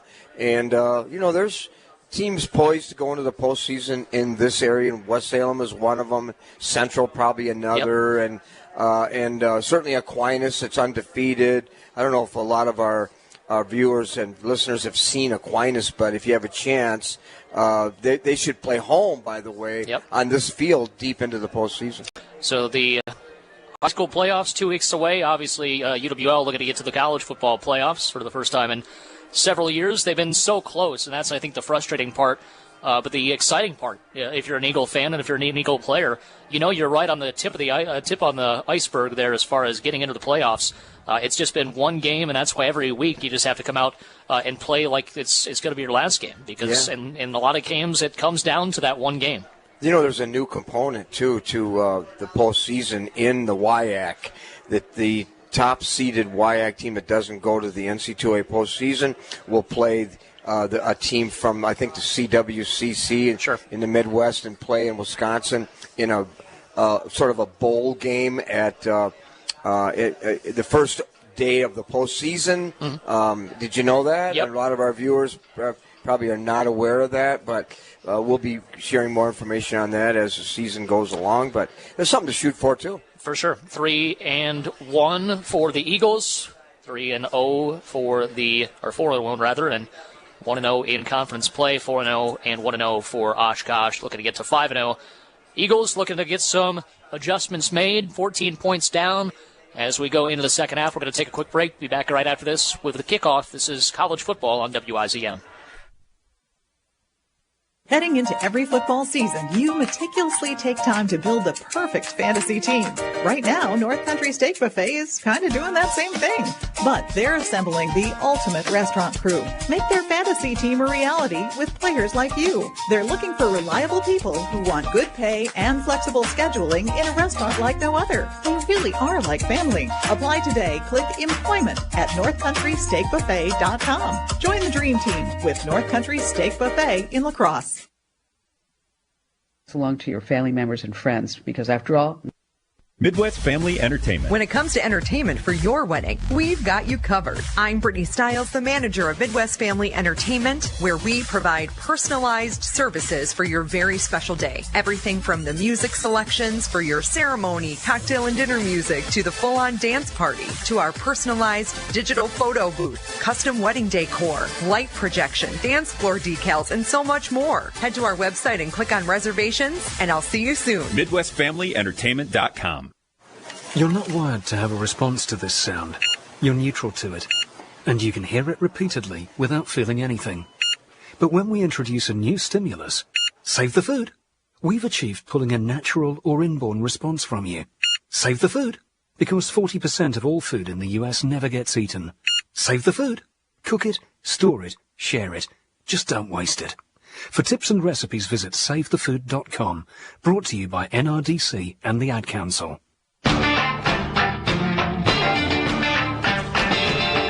Back here at Roger Herring Stadium, Drew Kelly, Terry Erickson on WIZM, News Talk 1410 AM, 92.3 FM, also on WK2iSports.com/video. And as we get set for the second half, Terry, what are your keys to getting a victory here in the second half? Hey, Jacob Parks. Yep. I really think in that offensive line, we talked about him being a strength of the Eagles, but the defensive line of the Titans up to the task in the first half. I just think maybe opening the game up a little bit more. We talked about that as we closed the first half. I would like to just see more of a passing game, more of a passing attack, and more of an aggressive approach by the Eagle defense. So the Eagles will once again be getting the football to start the second half. Jake Simonchak will return it here. And as we mentioned, Terry, good drive to open up the second half is a key here for the Eagles. Oh, absolutely. And it starts with the star power of the running backs, Simonchak, Stutzman, making some big plays in the open field. And he had a couple of chances for returns and got out to the 50 on the one, but a penalty flag pushed it back to the 36. We'll see what he can do to start the second half here, as once again the kicker, Jaden Hagg, will run and put in the boot into it, and this one will go through the back of the end zone. And a touchback, so the Eagles will start at their own 25 on their first possession of the second half. I don't like to see that. I don't either. I want to see a run back getting good field position for the Eagles. Well, let's see what they can do from their own 25-yard line. So it'll be first down and 10. Jacob Parks comes back out onto the field. Joey Stutzman as well as the running back. Three receivers out to the right side is how it's lined up for the moment. Stutzman to the right of Parks as well. Will Yost in the tight end line up on the left side. So Parks surveys the defense. Eagles trail by 2 touchdowns to open up the third quarter. Here's the handoff, draw play up the middle to Joey Stutzman. He gets about 4 yards on the play. They're continuing to push him, and now they're finally going to blow the whistle dead at the 29-yard line. That's probably not a good position to be in if you're Joey Stutzman, just kind of getting throttled back and forth like that. Not at that size, I don't think. But go set up the pass by getting the run. I hope that's the style here. Second down and 6, shotgun formation. Trips receivers out to the right side. Will Yost in tight end line up left side of the line. Has his hand on the ground in a 3-point stance. Shotgun formation with the right. Running back to the right of Parks. That's Stutzman. Jacob Parks takes the snap. Once again, the draw play to Stutzman. He gets maybe to the 30 and a half yard line. Pick up maybe 1 It'll be third down and about 4 or 5 upcoming. And another big third down here, Terry. Got to pick these up if this is going to be your play stall. I worry about third down and, long, which is essentially what we're talking about here. 2 running plays and then more predictability with the pass is difficult for Parks to achieve success. See if you can pick it up here. 2 receivers off to the right side, 1 to the left. Parks making some adjustments at the line. There's the defensive line. Bunch of linebackers currently on the field, only 2 down front linemen. And here's the crossing pattern again. The drag route works to perfection. Simonchek out to the 39-yard line, as that's a gain of 14, and it's first down. Surprisingly, the Titans didn't stunt. Yeah. So it gave Parks, on a pretty obvious passing situation, an opportunity to find his receiver for a first down. Shotgun formation again. 2 receivers out to the right side, 1 to the left. That's Sorensen alone on the left side. Actually, that's Bartle on the left. Simonchek and Sorensen are on the right. Shotgun formation for Jacob Parks. Stutzman to his left, and he's going to get the handoff. Big hole up the middle, and Stutzman speeds through it and gets a first down across midfield to the 48 of Oshkosh. That time, the Eagle offensive line beat the Titan defensive line, and now we have tempo. Yep, got to get up and go. 2 receivers right, 1 left. Don't make them comfortable. And right back to it is Stutzman, and Stutzman fights hard for a 2-yard gain. It's second down and 8 to the 47-yard line. Boy, a 2-yard gain the very difficult way. Ran into a violent tackle by Carson Raditz, who leads the team in tackles. 2 receivers out to the right side, Sorensen and Simonchek. Bartle alone on his left. Tight end on the right side, it is Yostin. And again, Stutzman to the right of Parks. Parks takes the snap, delayed draw play, off to the left side. Good cut back there for Stutzman. Found a hole, and it's 2 yards shy of the first down at the 41-yard line. And I just like the tempo getting up there, at least making them think that they've got to get up and get ready. I like that, too, and more teams do that. That time, Noah Coleman, the left tackle, with a good block. Third down and 3. Need a 39-yard line for a 1st and 10. 2 receivers out to the right side. Tight end lined up on both sides. And here is Parks looking to the sideline. An audible. What the coaching staff sees with the defense of Oshkosh. Parks, again, another look to the sideline. Takes the snap. Handoff to Stutzman, and he didn't get it. He's going to be a yard short at the 40-yard line. And those defensive ends and linebackers kind of scream off the edge there. That happened the same time on that 4th and 1 shutdown of Stutzman. And it did again that time. The strength of that Titan defense is that defensive line. That time, Jared Tempest made the hit, number 91. There for the stop. 4th down and 1 again. Big play at the 40-yard line of Oshkosh. Got to get to the 39. 1 receiver out to the right side, 1 to the left. It'll be a shotgun or pistol, rather, formation in the backfield. Parks surveys the defense, takes the snap, stretch play to the right side for Stutzman, and he didn't get it. I don't think he did either. Stutzman is stopped short right at where he was initially with the line of scrimmage, maybe even lost a half a yard, and that's a big stop on the defense of Oshkosh. Yes, number 8, Torrey Jandrin came right up from the linebacker spot to deny the Eagles a first down. So it'll be 1st down and 10 at the 40-yard line of Oshkosh for the Titans as they begin their first drive of the second half. And this is where your defense has to step up. You know, one unit is struggling, the other one has to pick them up until they can get their act together. So 2 receivers out to the right side and 1 to the left. A couple of backs in the backfield for protection. Berghammer sends 1 man in motion from right to left across the formation. And now it's 2 receivers left and 1 right. Berghammer straight back in the pocket. Eagles blitz Rusty Murphy in the Berghammer's face, and he just lofts it into the sideline. Incomplete. Rusty Murphy giving the pressure that time. It's 2nd down and 10. Influencing the pass, certainly, by his presence and his hands active in the air, and Berghammer just threw it out of bounds. So 2nd down and 10 after that incompletion. I think a discussion now with the intentional grounding opportunity, maybe. And I don't see a flag, nope. But maybe a late flag coming? Yes. Yep, it's going to be intentional grounding. So the question is, I'm not sure about the protocol there, but it'll be from where the player threw the ball, lost it down. It essentially counts as a sack. But I've not seen that where the official that's on the play does not make the call. Yeah, and obviously it was a long conversation. Ultimately decided that it was intentional grounding.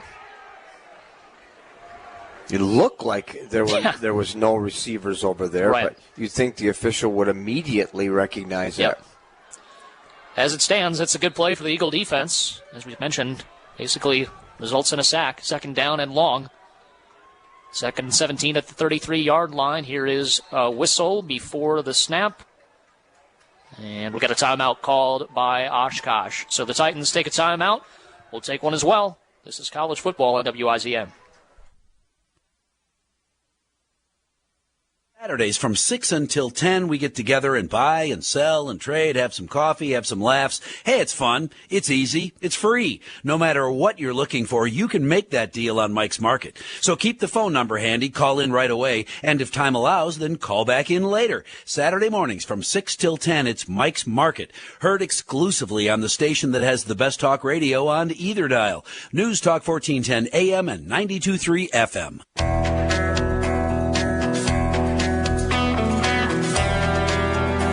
Here at Roger Herring Stadium, Drew Kelly and Terry Erickson live with you on WIZM as the Eagles have it 2nd and 16 defensively.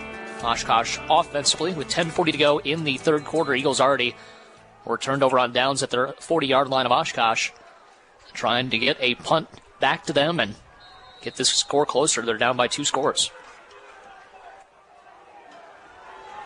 One receiver out to the left side and 2 to the right. Pistol formation in the backfield. Berghammer goes straight back in the pocket, goes over the middle, wide open. Just all sorts of space around and in front of number 16, Trey Tetzlaff, and it's 3rd down and 3. They just send so many receivers out. I think there's just some hesitancy, perhaps. But hey, let's compliment Berghammer for having a panoramic view and seeing all of his receivers. He's good at that. And his offensive line has done a good job from giving him time to read those receivers to see who's open. Not a whole lot of pressure outside of what Rusty Murphy's been able to do. One way you correct that is to send some more stunt packages out there. Receiver goes in motion. That is Allen. And now here is a handoff. It is number 31, short of the first down by a yard. Again, that was Mac Winkler, who had a few carries in the first half. Short by a half yard. We'll see if they want to go for it. Trevor Helen, a classic defensive back that comes up and sees that there's a run and fills. It'll be 4th down and 1. They'll keep the offense out there. Winkler will line up to the shotgun with Berghammer. One receiver off to each side of the formation. Couple of backs in there to block as well on the right side. Heavy package to the right. And they almost got him to jump, did they? Nope. They're going deep down the right sideline. Incomplete. Off to the outside. Berghammer expected to see the flag. No flag came, and he just lofted it. And there wasn't a flag. Nope. I mean, there was not justification for a flag. He got back. Defensive end kind of jumped into the neutral zone, but he was able to get back. Maybe that will be a catalyst to ignite the offense. So the Eagles are going to get it at the 49-yard line. And that's the thing. As a quarterback like that, you got to see the flag before you just throw a play away. And that's essentially, that's a throwaway play. You're going to get a free one. You just chuck it down the field, see what you can do. Yep. And in that case, you just assumed the flag was coming out. And Eagles are going to take advantage of it, hopefully, with this offensive possession. Half the field to score a touchdown. 3 receivers out to the left side, 1 to the right. Jacob Parks in the shotgun with Stutzman to his left. Handoff is to Stutzman going right side of the line. Got Stone back, keeps his feet moving. And across the 48 to out the 47-yard line, gain of 2 on 1st and 10. That defensive line, physical, strong, quick, fight off blocks very, very well. Matt Janisch said that the Titan defensive line may be the strongest in the conference. It's been a tough sledding for Joey Stutzman. He's done a decent job running the football, but he's going to be sore tomorrow afternoon. 3 receivers off to the left side and 1 to the right. Parks again in the shotgun. Takes the snap. And here's again the quick crossing route to Simonchek. He gets it at the 40 down to the 39-yard line and picks up what he needs for a first down. That's been pretty much their go-to play. If they've got stuck in a rut, they've gone to Simonchek on that quick shallow route. A lot of under routes because the Titans have taken away the long pass. Yep. Just got to do what you got to do, take what the defense is going to give you, and so far they're giving you that. And the Eagles are happy to oblige. First down and 10 at the 38-yard line. Jacob Parks signaling for the sideline to get the play call in quicker so they can get going. 2 receivers to each side, and now here's once again, pass over the middle. Simonchek has blockers out in front of him. He's out to the 20, breaks a tackle to the 15, still on his feet, cuts it back up inside to the 12. Well, Parks recognized the stunt, which left the middle of the field wide open. So what does he do? He hits his back right in the middle of the Titan defense. Big play for the Eagles. First down and 10 at the 12 inside the Oshkosh red zone here. 3 receivers right and 1 left. Jacob Parks in the shotgun. Stutzman to his right. He gets the handoff. Nice jump cut move, and he's into the end zone for the touchdown. Oh, I would like us to watch that block by number 66, Connor Berry from Marshfield, Wisconsin. I remember him as a high school player. Just an incredible block. Opened up a huge running lane. And a one-on-one move as well for Stutzman when he got to about the 4-yard line. Had one man to beat, and he beat him easily. Got into the end zone for the touchdown. 21-13. That's what you need if you're the Eagles offense, and maybe the defense get a little bit more fired up as well. Extra point is on the way, and it's good. Back to a 1-score game. Eagles 21-14 deficit against Oshkosh. 7:32 to go, third quarter, back in 60 seconds. This is college football on WIZM. Can you get COVID-19 from a cell phone? How about if you enter a room where someone with the infection has recently been, but they've left? Aaron Millstone, an infectious disease expert at Johns Hopkins, says most research points to what are known as droplets as the most likely means of transmission, but other means are possible. There's also the question of whether or not these viruses can aerosolize. Can they get into the environment and spread farther distances? Droplets fall out of the air usually within about 6 feet around you, which is where that 6-foot distance comes from. But the concern is whether these aerosols could get into the air and spread much farther. SARS-CoV-2 doesn't seem to be quite as contagious. So although we think it's possible, we think it's less likely. There's also the question about inanimate surfaces. These are probably less common. Millstone recommends extra caution rather than overconfidence until a more complete picture of transmission risk is known. At Johns Hopkins, I'm Elizabeth Tracy.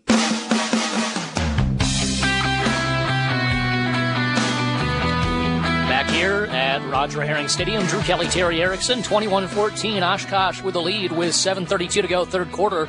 Ryan Byrne getting set to kick this one off. It is in the air, a high spiraling kick.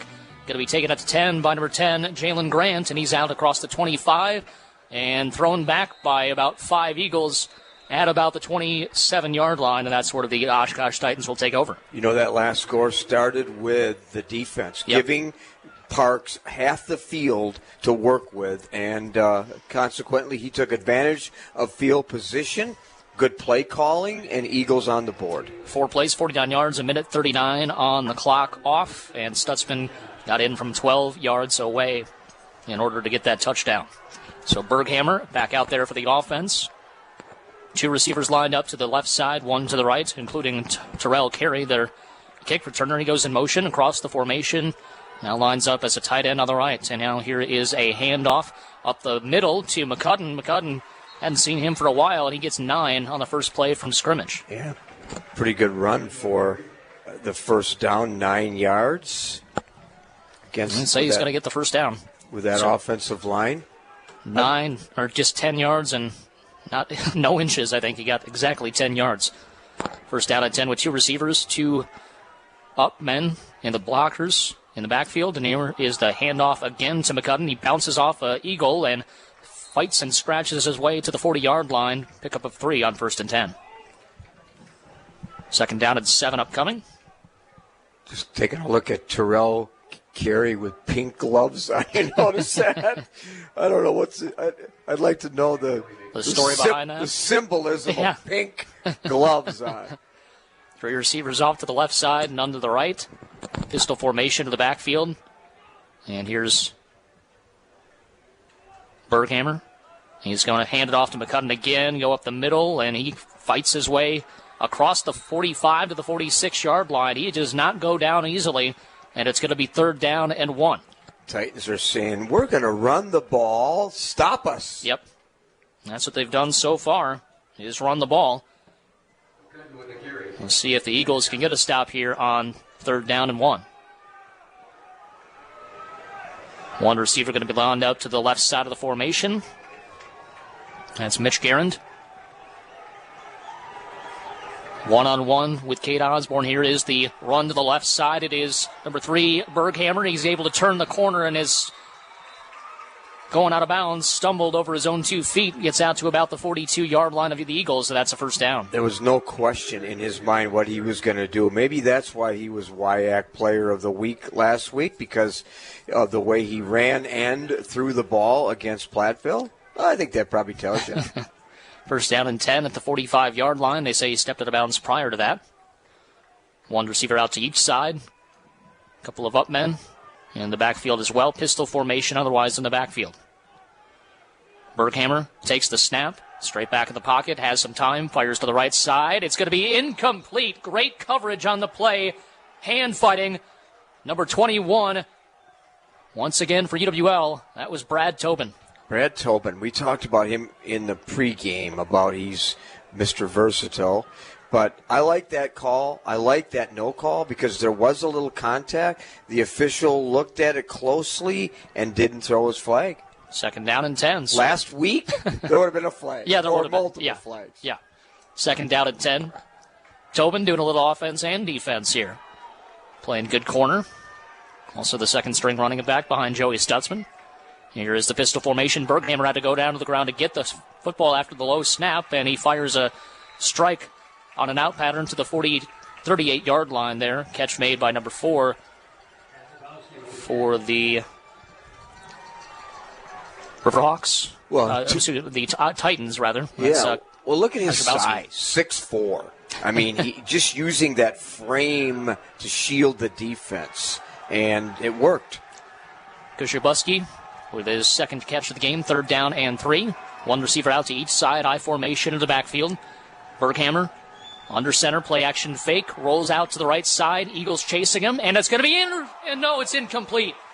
I thought it was an interception. Probably was.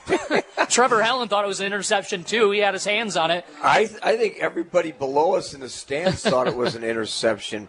The Eagles not fooled by the fact that it looked like a running play. Yep. Berghammer was right under center, but decided to throw the ball. And the Eagles players trying to get the fans into this game on a big-time 4th down and 3 at their own 38-yard line of the Eagles, actually. One receiver on each side of the formation. Several players blocking. It's going to be a quick punt by Berghammer. It's going to bounce at the 5 and go into the end zone for a touchback. Not what he wanted, but I haven't seen a quick kick for a while. I like that. Interesting play call. We used to do that a lot when I was coaching. Just called a quick kick. Yep. On a 4th down situation, and let the quarterback show his ability to kick the ball. 1st down and 10 at the 20-yard line, so the Eagles defense does their job, and now you have a chance to get back into the game and get a tying score. We'll see what they can do from 80 yards away. Last time it was a 75-yard drive where they started. Previous to that, it was a 49-yard drive, 4 plays and a touchdown, 12-yarder by Joey Stutzman. 2 receivers off to the left side and 1 to the right. And Jacob Parks in the shotgun, Joey Stutzman to his right here. See what the offensive line can do on this possession. Parks surveys the defense of Oshkosh. And he takes the snap, hands off, reverse play, Samunchek gets a block there from his quarterback, Parks, gets back to the line of scrimmage, and that's it. 2nd down and 9. Good play call, but you talk about a classic stay home, read your keys. Don't get fooled on a pursuit going away from you. That was textbook defense right there. And Simonchek knew he just had to go up the field, get what he could. What he could get is a gain of 2. It's 2nd down and 8. And really, Parks prevented that play from being blown up even further. Titans were not fooled, were they? Nope. All over it there. 2nd down and 8 at the 22-yard line. 4:10 and counting to go in this third quarter. 2 receivers off to each side of the formation. Jacob Parks in the shotgun. 1 running back to his right. That's Stutzman. Surveys the defense of the Titans, and here is the snap to Parks. Parks has all day to throw. Finds his man, a tight end, complete across the 35 to about the 39-yard line. That's number 14. Matthias enters. His first catch. I like the way Parks stood tall in the pocket. There was no pressure on him, by the way, and he delivered. Big-time play by Enters to get the first down after the 39-yard line. As we mentioned, his first catch. 2 receivers out to the left side, 2 to the right as well. Eagles getting up to the line of scrimmage quickly. And we'll see what kind of play call they run here. Parks once again going back to the air. He has some pressure in his face, has to roll out to the right side. Now he takes off. Coverage was not looking at the football. There's a flag back at the 36-yard line. You know what that means. Oh, boy.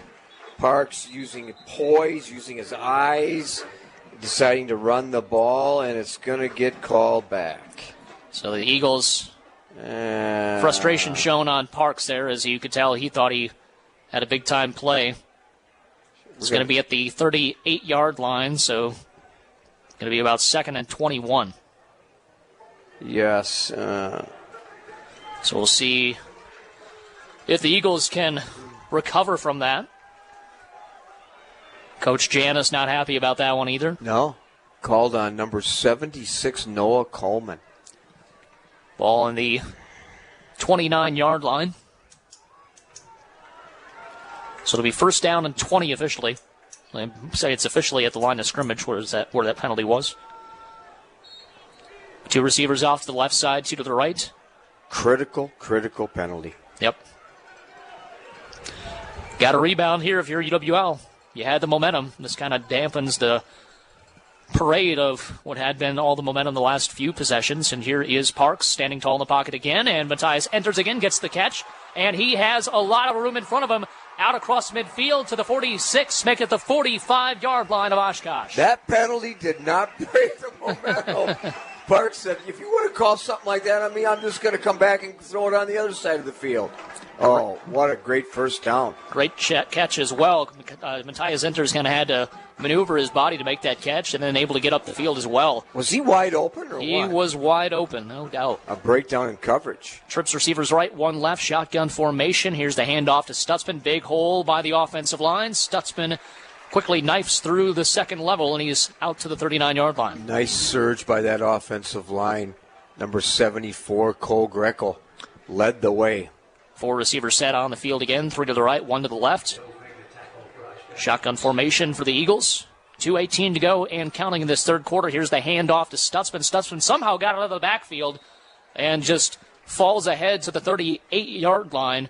That could have been disastrous as that was almost blown up. How did he get away from Brandon Cogan at 6'3", 225 pounds? And he was almost down to the ground. His knee almost hit the ground there right before he was able to squirm out. It's going to be 3rd down and about 3. Eagles. Passing situation, I would say. Yep. They've tried quarterback draws on 3rd and 4th and short a few times. It hasn't worked, and they're going to go throw it again here. Here's the pass, quick one over the middle, complete to Simonchek. Simonchek makes a man miss to the 20, breaks a tackle down to the 15-yard line. That's a gain of 21 on 3rd down and 2. Little guys are not supposed to be able to run through tackles like he does. I mean, that is highly, highly unusual and impressive. Inside the red zone for UWL. 1:24 remaining third quarter. 1 receiver out to the right side. That's Sorensen. Trips receivers left. And here is the snap. Handoff to Brad Tobin now into the game. Spin move to the 4-yard line. Nice run there by Tobin after some good blocking. Got him there. Good blocking. It's exactly right. Ben Hillegram in the center, Alex Bongers. I would say tempo now. Fresh. Brad Tobin gets the run. Tobin, who played some defense, got a pass breakup on that last possession, getting his turn on the offensive end as well. One receiver out to the right side. Two to the left, pistol formation for the moment. Lots of options here for the Eagles with a first down. Cade Garcia giving the play call to Jacob Parks. And here's the snap to Parks. Handoff is to Tobin. Tobin has some blockers, and he just follows them in. He goes untouched into the end zone. Eagles extra point away from a tie ball game. You know why he got untouched? Because talk about winning the battle of the neutral zone. On this entire possession, the Eagles dominated. That time, number 70, Ben Hildebrand, with a great block. We wondered how that holding penalty was going to dampen the spirits of the Eagles, and it turns out it didn't at all. Dampened ours, but not theirs. We were kind of blue for a second, but then a big play to Matthias Enters cleared all that right up. They continue, and now it's a blocked extra point. Extra point block on Ryan Byrne, and now it's going to be a return by the Titans out across the 30-yard line, and that's where they slide down. So the streak ends, Terry, and put a... all streaks must end, and I guess. All streaks must end, I guess. Oh, boy. Yeah, that's tough. Maybe he... And put a bookmark on that one. That might be, unfortunately, a big point in this game, but UWL still has the momentum despite that blocked extra point. We're going to take a 30-second break here. Be back after this. This is college football on WIZM. Heading into every football season, you meticulously take time to build the perfect fantasy team. Right now, North Country Steak Buffet is kind of doing that same thing. But they're assembling the ultimate restaurant crew. Make their fantasy team a reality with players like you. They're looking for reliable people who want good pay and flexible scheduling in a restaurant like no other. They really are like family. Apply today. Click employment at northcountrysteakbuffet.com. Join the dream team with North Country Steak Buffet in La Crosse.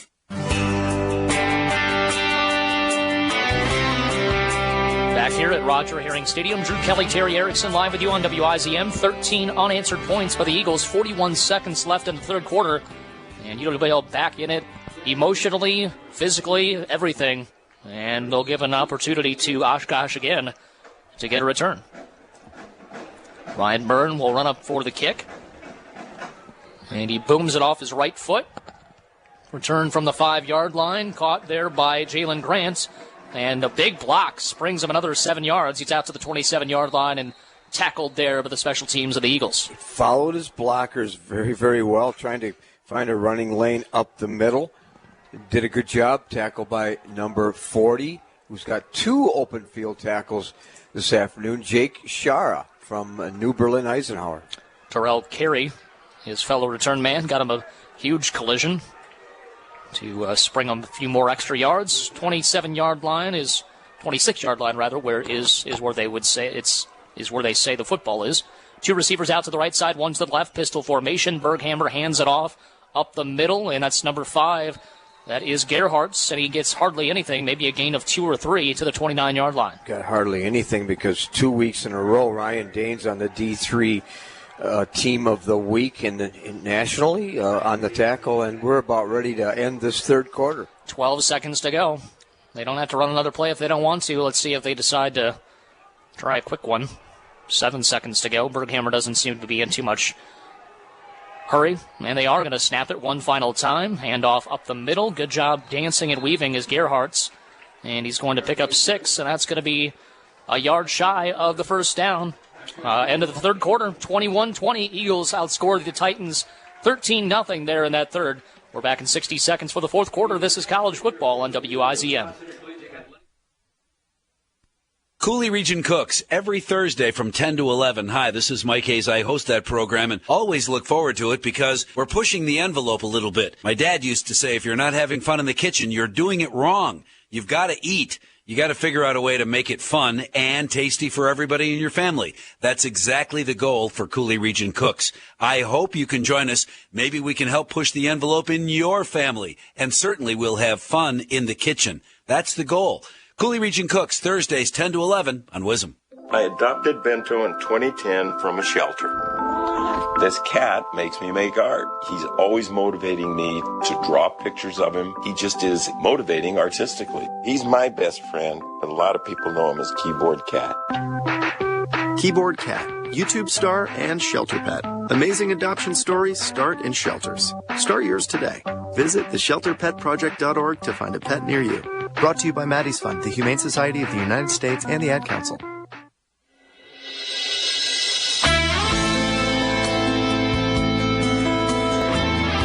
Back here at Roger Herring Stadium, Drew Kelly, Terry Erickson live with you this afternoon. Start of the fourth quarter here. Big 3rd down and 1. If you stop them, they're not really in position to go for it. One receiver out to the right side, one to the left. Pistol formation, Berghammer, the quarterback, awaits the snap. Hands it off to Gerhardt. He dances around and somehow is able to pick up a first down. Yeah. Needed one, got about 1.5 yards there. He did. Got some good blocking on the right side. The Eagles a little late arriving, and first down. A lot of juking and jiving for 2 yards, but he got what he needed. And a couple of scores from around the area in the WIAC. UW Whitewaters winning 65-21 over UW Platteville. And River Falls currently all over the Pointers, 49-13 in the fourth quarter. 1st and 10 here for the Titans, and a quick out pattern, incomplete. Looking for the tight end that time. That was number 4, Koshabuski, and it's 2nd down and 10, went right through his hands. Well defended by A.J. Spichala. Haven't called his name much this afternoon. Another game in the WIAC coming up later on tonight. UW Stout going to take on UW Eau Claire. That's going to be a 6 p.m. start time there in Eau Claire. One receiver to each side of the formation. Up man on the left side of the line in the backfield. Here is the play action fake, and Berghammer has some trouble. Defensive end got around. Berghammer able to escape. Incomplete. No pass, no flags. Yeah. That was the main thing. And I was watching for a hold as he scrambled, but didn't see one. Looking at the third quarter statistics, Simonchek with 8 catches, and I do not see Cameron Sorensen's name on there, which maybe they're saving him for the fourth quarter. That'd be a good game plan if that's the case, and if it works out, all for the best. 14:22 to go here. 3rd down and 10. 3 receivers left, none right. Timeout called by the Eagles. Coach Janis didn't like something there on the defensive side, and burns one of his 3 timeouts, so both teams now will have 2 remaining. 30-second timeout. We're back after this. This is college football on WIZM. Do you know that if you have a business loan, there's a good chance you may have a prepayment penalty? That's the money man, Bruce Smolik, president of Firefighters Credit Union. You may have unknowingly agreed to that prepayment penalty, and you're being held captive by your lender. Your loan officer needs to give you an essence of what you're agreeing to. And if there's a prepayment penalty, that's a pretty big piece of essence that shouldn't be overlooked by your loan officer or your current lender. We don't have prepayment penalties on our business loans at Firefighters Credit Union or any loans, and we never will. That's a guarantee. Firefighters Credit Union, 5th Avenue South, La Crosse, Amy Drive, Holman, Midwest Drive, Onalaska, and more info at myfirecu.org/blog. Everybody's welcome at Firefighters Credit Union. Equal housing lender. Membership eligibility required. Deposits federally insured by NCUA. Back here at Roger Herring Stadium, big 3rd down play for the Eagle defense. Berghammer has some time in the pocket, goes over the middle, incomplete, but well short of the first down to the 40-yard line. The catch made by number 14, Jimmy Duvall. Eagle defense read that like a book that time, and it's 4th and 7. Punting unit coming on for the Titans. Exactly. If that you talk about a lifting moment right there on that stop, very critical, and they did it. Jake Simonchek going to go back to receive the punt here. Once again, the kicker and punter, Jaden Haig. The timeout worked, Drew. Yeah. Obviously able to make some adjustments and get into what they wanted to. Stuff them for a 3-yard gain. Here is Haig, and it's a Short punt. Going to take a nice UWL hop. About 7 yards back up the field. And so UWL is going to have fantastic field position to try to take this lead. Look at the excitement right there as they saw the ball being bounced back the other way. Great crowd on hand, man. I'm just looking up and down the stands here. Plenty of Oshkosh fans making the trip as well, but it's a perfect day to watch a great game. 2 top 20 teams, and it's lived up to all the atmosphere in my opinion. Yeah, like we talked about in the pregame, everything perfect except the pregame. Our guys from the game day must have got tied up somewhere. Mitchell Hall had a fire alarm. Exactly. 30-minute delay, so. But well worth the wait. 3 receivers out to the left side and 1 to the right. Shotgun formation, Jacob Parks. Stutzman to the right of him, and here's Parks over the middle, complete. Oh, incomplete, dropping it there. Over the middle was Cameron Sorensen. He'll make up for it. Yep, 2nd down and 10. He's not used to touching the ball. That's his first target of the game. He's been like running patterns and like, will you throw it to me, will you? But wait, nice coverage on the back end. For sure. On Sorensen by the Titans. 2nd down and 10, 2 receivers left, 1 right. Shotgun formation, Parks has time in the pocket, rolls out to the left side, and fires incomplete. Samunchak dropped it. Dangerous, too. Yep. Throwing back opposite on the weak side. A little bit back across his body as well. And 2 incomplete. Now, obviously, a 3rd down and a passing situation. Defense, I'm assuming, going to turn their ears back here. And possibly a stunt. So yep. Offensive line better get their gear in gear mode. Plus Parks needs to be aware of check down receivers. 3rd down and 10, 2 receivers to each side. Stutzman to the right of him in the shotgun. Parks straight back in the pocket. Good protection so far. Nobody open though. Going over the middle, complete. On a 1st down to Matthias Enters, who's had some of the biggest catches of the second half, and he picks up another big one there. Didn't catch one in the first half, but credit the offensive line. Look at that. I mean, Parks, his vision was not challenged. He was comfortable in the pocket. Matthias Enters open there, able to get the 1st down. 19 seconds on the play clock, and I think a timeout has been called. You know why? I don't think the Titans had the correct personnel. Yeah, and Parks was just screaming. He knew it was coming, and he wanted to get that play. And I've seen that a couple of times in the first half, too. He wanted to get a little bit more pace going, so that's something that maybe we'll have to ask Coach Janis about next week in the pregame interview. But he wanted to take advantage of the personnel grouping that he saw. Yep, and he's obviously, you got to give him that opportunity too. It might be an opportunity. Obviously, he's a senior quarterback. He's been around the game from Division I South Dakota, and obviously liked what he saw in that particular situation. Gonna keep it here for the time being. I like we talked about getting the passing game more involved, having things open up a little bit more. I think you've seen that quite a bit here in this second half. I like the change in strategy, the change in play calling, and more of an attack mode by the Eagles. And we've still seen the run game, not abandoning it by any stretch, but kind of mixing in more, getting a little more balanced, and it's paid off. Eagles 13 unanswered points, looking for more, trying to get the lead back with 12:59 to go in the contest. 3 receivers on the right side and 1 to the left. Shotgun formation for Parks. Looks over the defense as they're showing blitz. Here's the handoff to Stutzman. Stutzman is swallowed up, still keeps his legs fighting. Picks up 2 to the 39-yard line. How would you like to run into the grasp of number 95? Looking at his size, Brandon Hewis, a senior at 285 pounds. Probably does not feel well. 2nd down and 8. 4 receiver set, 2 to each side. Shotgun again. Stutzman to the left of Jacob Parks. Now he calls an audible. Does Parks see something that he doesn't like?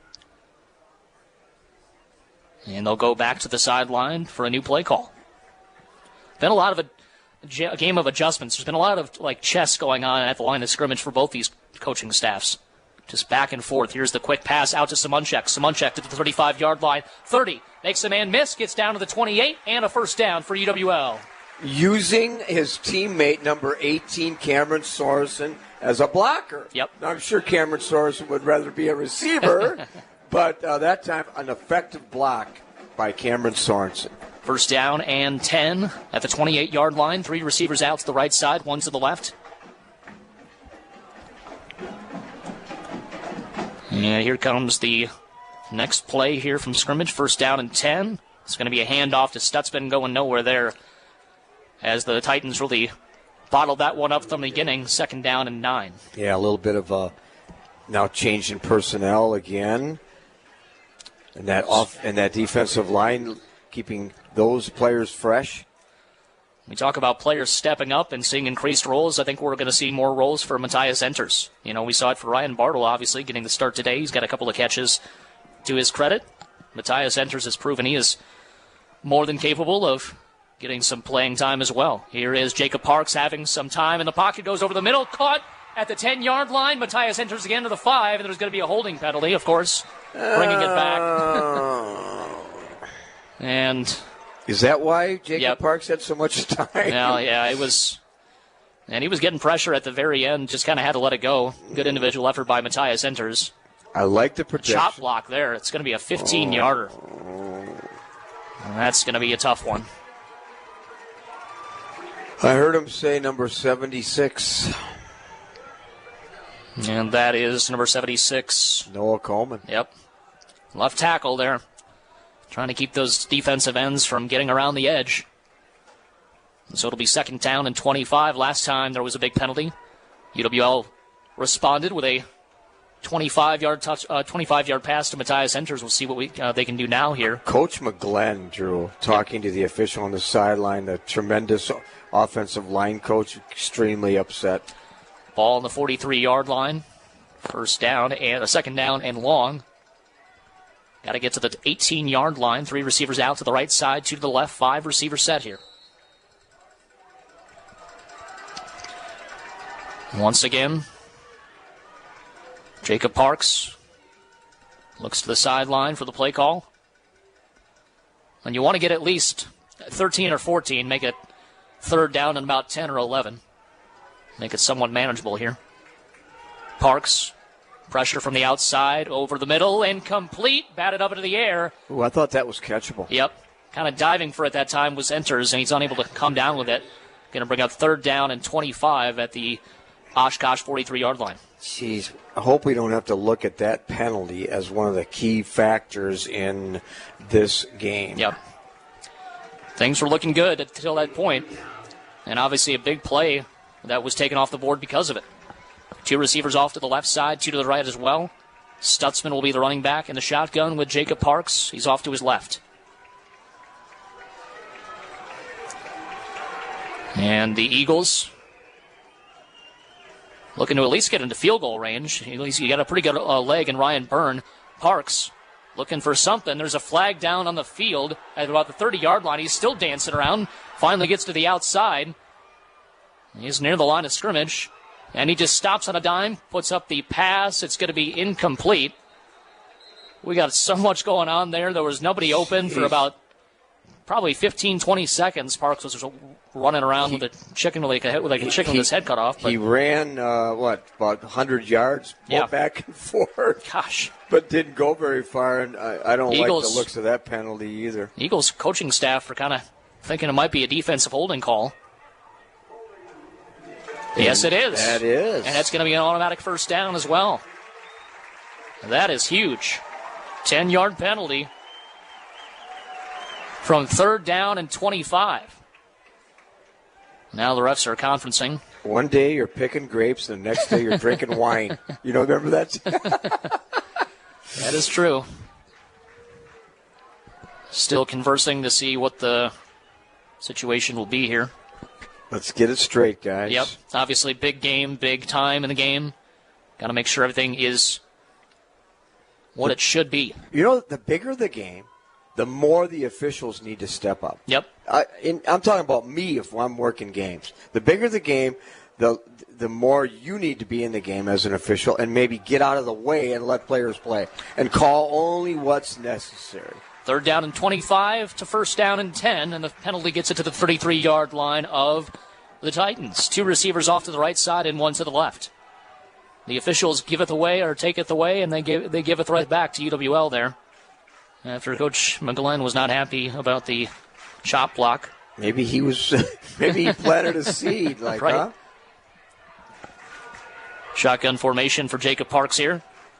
2 receivers right and 1 left. Handoff is fake to Tobin, and Parks is going to get to the sideline before anybody touches him to about the 27-yard line. Pickup of about 6 on 1st and 10. We have not seen that play call.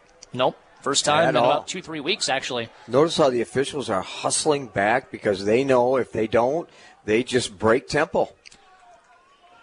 It's got to be the one thing. You don't want to be in the way either. Exactly. You want to make sure you make the right calls, but don't be the story. Exactly. And that's kind of what happened last week, unfortunately. It did. Just get out of the way. Yep. Get out of the way and let these athletes. Let them play. Let players play. Stutzman's going to get dragged down in the backfield from behind on the ankle. Number 46, the tackle for Oshkosh there. That was Brody Mills on the stop. It's third down at about 6. Somebody missed a block. The linebacker able to knife in there for the stop. Again, the unconventional approach of the Titan defense. Something the Eagles worked on all week. You don't see many 3-4 defenses or two. No. It's got 2 defensive linemen and you don't. Even more linebackers. Give them the opportunity to stand up. It's kind of the old Bears defense of a three front. Here is Parks, plenty of time in the pocket, rolls out to the right side this time. He's got some sight to the right sideline. He's going to get there, out of bounds, takes a big shot. Hopefully he's all right. It looks like he is. Yeah. Fans kind of wanted a late hit, but I think that was probably a good no call. Yeah, it was right on the sideline. I don't think it was late by any stretch, but and now he's kind of hobbling a little bit. You can't afford to lose him. Parks. Cade Garcia, obviously the backup quarterback. Yeah. Parks taking a little bit of a part away from Kobe Berghammer's playbook. Yep. Running the ball. And I got to look at the time of possession. It's got to be way in the favor of UWL in the second half. The Titans have hardly had the ball at all. And here is the handoff going right side. Brad Tobin breaks a tackle, stumbles through a hole, and gets about 9 to the 10-yard line. It started with a block by number 72, Mike Bertea, and then he did the rest on his own. We'll have to keep an eye on Jacob Parks, still kind of hobbling out there, and this might be the time for your 2 stud running backs to kind of take over the game until your quarterback can get back into shape. It'll be 2 receivers, make it 3 receivers off to the left side. Will Yostin, the tight end, lined up right side of the line. Brad Tobin, the running back, in the backfield. He's going to get the fake handoff. Keeping it is Parks, and he's going to get dumped at the 10-yard line, so maybe a gain of 1 inches shy of a first down. Yeah. Tackle by number 40. We've talked about Nick Nolte. Stutzman going to replace number 21, Brad Tobin. That's the one thing for UWL. They don't really have a fullback in this situation to kind of have those short yardages. You got to go with either Tobin or Stutzman or a jet sweep of some kind. We'll see what they do here. Shotgun formation. Up man in there to block in the backfield. 2 receivers off to the left side, none to the right. Parks in the shotgun, high snap. He's able to handle it. And now the handoff to Stutzman. He is able to dive ahead for the first down. What a great job by number 37, keeping the play alive, blocking Ben Michalowski. And it's a 1st and goal for UWL. Vision. Man. Vision. Seeing where the running lane was not and then finding an option. First down. Wow. Michalowski impressive. Got pushed right back into Stutzman. Stutzman bounced backwards about 3 yards and then just took off to where nobody was. 1st and goal for UWL. 7:25 to go in the 4th quarter. 1 receiver out to the right side, 3 to the left. And it'll be Jacob Parks in the shotgun with Stutzman to his left. Watch the pass on this first down. And here is the pass going to the right side. It's going to be incomplete, looking for Ryan Bartle. Yeah. Pass thrown too far out of the back of the end zone, 2nd and goal. I was just kind of looking at Parks and seeing that he was targeting possibly a fade pattern in the corner of the end zone, and that's what he did. Yep. Good coverage on the play there. Opposite Ryan Bartle. Yeah, making it tough on him. And he didn't have any coverage over the top either. It was just pure one-on-one. Second down and goal at the 9-yard line. 7:10 to go in the game. Titans in a 2 deep. 2 receivers to each side. Shotgun formation. Stutzman to the right of Parks in the shotgun. They show blitz. They come with it. Parks lets it go. Out pattern to Samunchek.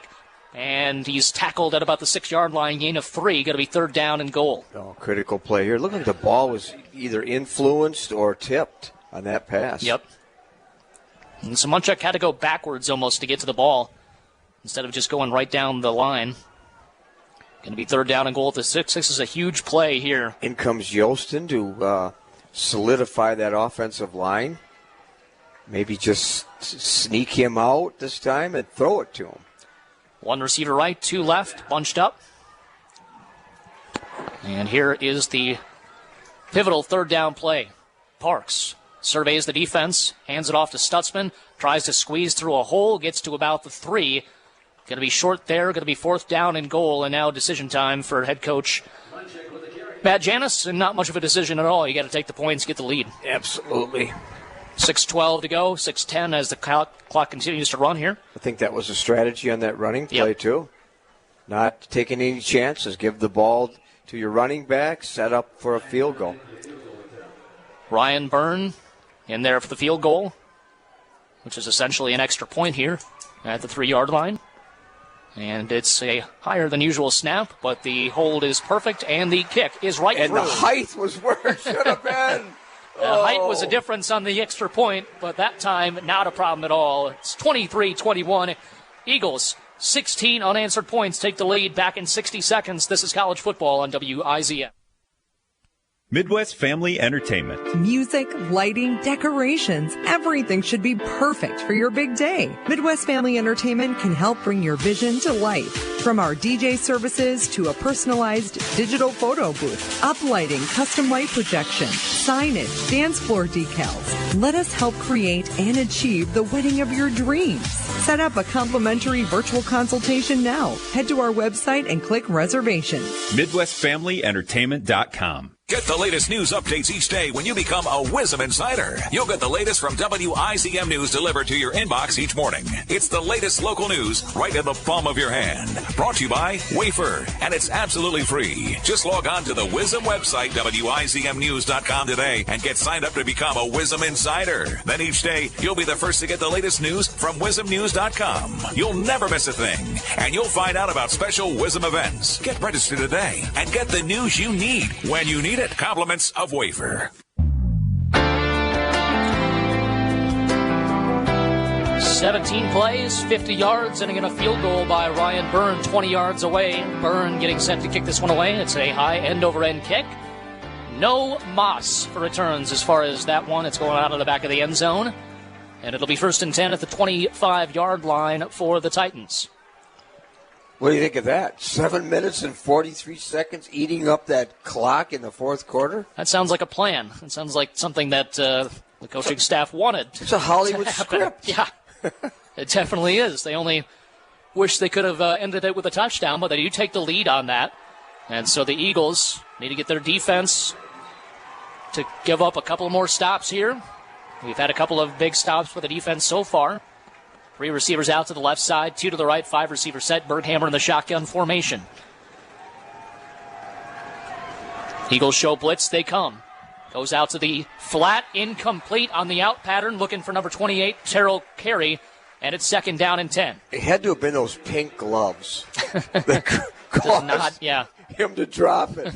Just like that, he's out. He's like, maybe he'll take them off, and just kidding, but he's a formidable receiver for the Titans. No doubt about it. 2nd down and 10. 3 receivers left, 1 right. Send a man in motion from left to right here. And that's number 4, Justin Kashabi. And it's going to be a sack or a tackle for loss, rather. They went to the running back on the draw play to the right, and that was blown up immediately. McCubbin dumped right at the line of scrimmage. I count 4 Eagles right there, and you talk about energy. Renewed energy for the Eagles. First guy to meet him, number 76, Noah Coleman. And the fans are fired up, looking to get a top 10 win. 5:13 to go in the game. 3rd down and 10, a big play here for the defense. Want to get their offense, the football back. Maybe another long drive. Berghammer, shotgun, 3-step drop. Pressure comes, throws to the left side. It is caught, but short of the first down marker. Yeah. Caught by number 16 that time, Trey's Tetzlaff, and it'll be 4th down and 1. And a sure tackle by Max Brower. Fantastic one-on-one tackle there. Tetzlaff was looking for that first down marker. Boy, and they're Brower going for wouldn't it. let him. Going for it out of the 34-yard line. 4:36 to go. Berghammer keeps it himself. Draw plays, jump back, no chance. You know why? Rusty Murphy. Coming up big. Oh, my first time goodness. this season. And we've got a little bit of drawing going on. Everybody's okay, though. Eagles come up with a huge hit and stop Jack Kelly in the middle of that. And Rusty Murphy celebrates, puts his hands into the air, and the fans appreciative of that one. You know what? What Eagle coaches out there saying, okay, celebrate, but get the heck off the field here. Let's go. That's exactly what they were doing. First down. Not wanting to get a penalty. Excessive celebration. Right. Like we're doing here. Well, they can't hear us. That's the good news. They can definitely hear the guys on the field. And, man, that was a heck of a play. If you gamble, sometimes it comes back to haunt you, and that's what the Titans did.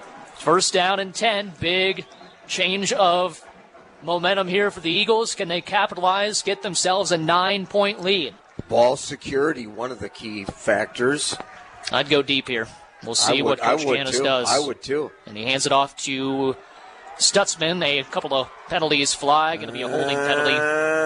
Tried to bounce it to the right side. At the line of scrimmage. I don't like the looks of that. I think that's targeted toward number 74. Yep. Is that right? 74, yep. Cole Greco. Cole Greco, the senior. Sophomore, actually. My apologies. 6'3", 270. And your first down and 20 now after the penalty.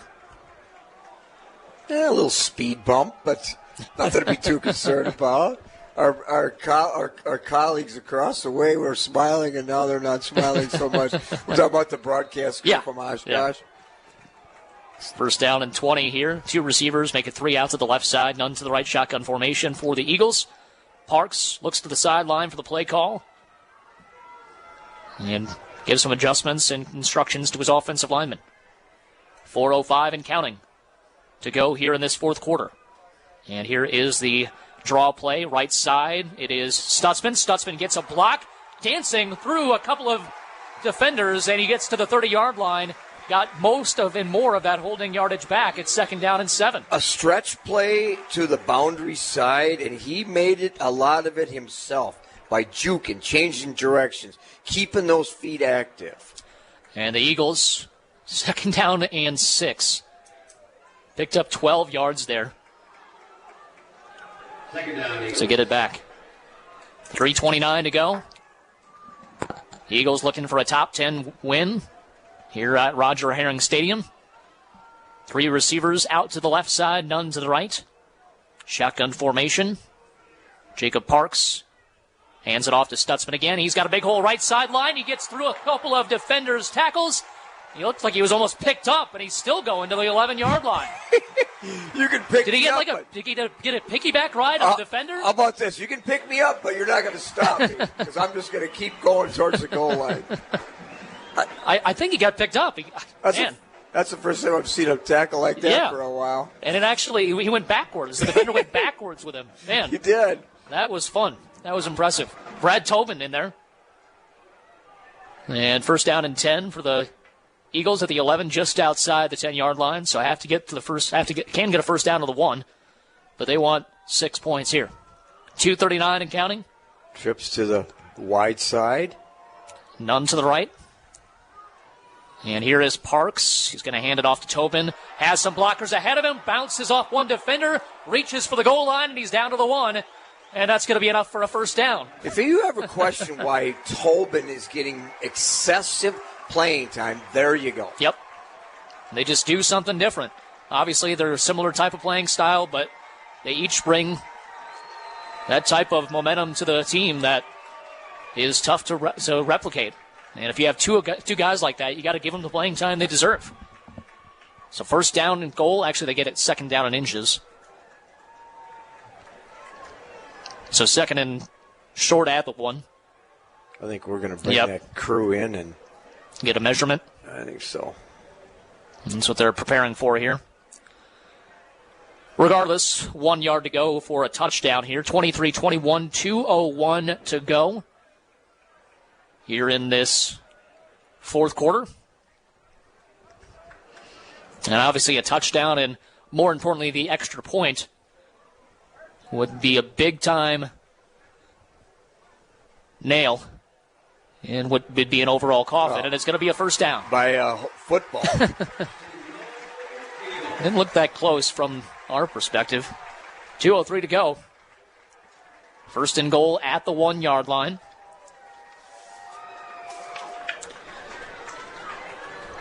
We'll see if they can punch this one in. Eagles 3-1, 1-0 in conference. Oshkosh 3-0, 1-0 in conference. Under center is Parks. Now he's just giving some instructions to his offensive lineman. He's actually going to go out to the shotgun. Cam Sorensen, the lone receiver on the right. Heavy package for the Eagle offense. Will Yostin blocking as an up man in the backfield. Here is the snap. Handoff is to Stutzman. He finds the right hole. He's in for the touchdown. Look, hey, that heavy package with Yostin as an up back is pretty effective. 29-21, 1:37 to go. And Ryan Byrne comes in for the all-important extra point here. And we don't want to be jinxing or talking about, bad things, but obviously the last extra point was blocked that Ryan Byrne had. He did get the field goal 20 yards away. Going to need to get this extra point up a little bit. And this extra point might be 25 feet in the air if Ryan Byrne can help it, I think. Just pooch it. Well, better not be any low-flying aircraft. Here is the extra point. It is up. And it is. And it is perfect. Ryan Byrne, 30-21, a 9-point lead against the number 9 team in the country with 1:37 to go in the game. Well, you said it. Perfect. A 4-play, 34-yard drive, 2:52 off the clock. Stutzman with a 1-yard touchdown run. And this Eagle team is special. This is going to be a team in UWL that's going to be tough to prepare for, I think, for opponents this entire season.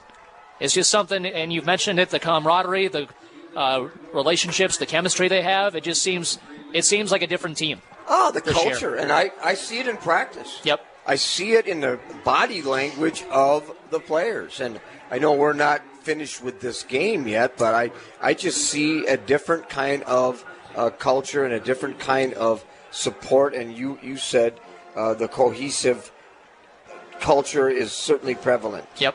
30-21 the score. Ryan Byrne going to kick this one away. 1:37 to go in the game. Drew Kelly, Terry Erickson live with you this afternoon and evening as we have the sun start to fade a little bit. Almost 5 o'clock. Yeah, as we look to the east, the leaves have not changed colors much. yet, which is good. I'm in no hurry to see that happen. Ryan Byrne getting set to boom this one away from the 35-yard line, a line drive.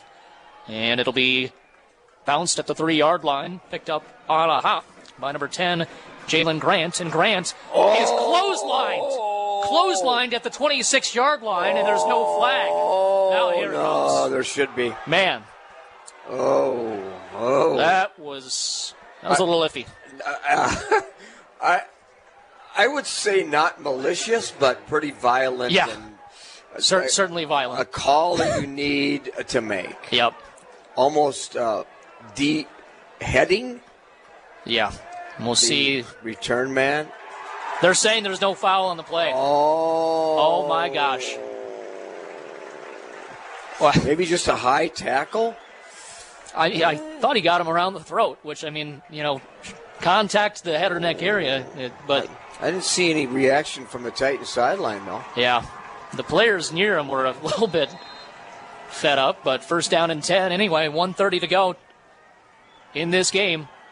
And here is the pressure on the quarterback, Berghammer. He throws it out to the 30-yard line, complete on a 4-yard gain, complete to number 14, and that is Jimmy Duvall. Disruption, distraction, pressure by the Eagle front three. Just pushing him right back into his lap that time. 2nd and 6. Another crossing route, complete across the 30 to about the 33, 34-yard line. This time Tony Steger. And Steger is short by 3 yards as he gets out of bounds. Obviously, that's the biggest thing. If you're the Titans, try to keep that clock as high as possible as you go down the field. Eagles talked about Steger all week long with his ability to catch the home run pass. They've done a pretty good job on him, keeping him at bay for the most part. And really this entire offense at bay, especially in this second half. Here's the pass, incomplete, a miscommunication going for number 14 that time, Duvall, and they were not on the same page. Duvall's head wasn't even turned. Yeah, no. Lucky it wasn't intercepted. Had a few Eagles right in the vicinity. It was like calling the wrong number, on your cell phone. 4th down and 3. 1:05 to go. Get off the field here, the Eagles can start celebrating. Trips receivers out to the left side and one to the right. Berghammer in the shotgun, and now a timeout going to be called by the defensive coaching staff of UWL. We're going to keep it here. And the last time that they did this, they called the timeout. They were able to get a stop, and that was, obviously the defensive adjustments. I think it's been a really fascinating game from that perspective. The mental aspect between these two coaching staffs going back and forth at the line, in between huddles, in between timeouts, and obviously at halftime, it's just been a game of back and forth by both staffs. Well, you talked about defense. If you spend any time with Brian Whitehead, the defensive coordinator, you would know that they are prepared more than I've seen a team prepared at the D3 level in the history of UWL football. I mean, they really know exactly what their roles are. And, the offensive line, we're kind of getting ahead of ourselves, maybe, but the offensive line under Coach McGlenn, who is a 95 graduate here, they have really controlled the game in the second half. Yep, they certainly have. And we talked about the third quarter as far as the time of possession.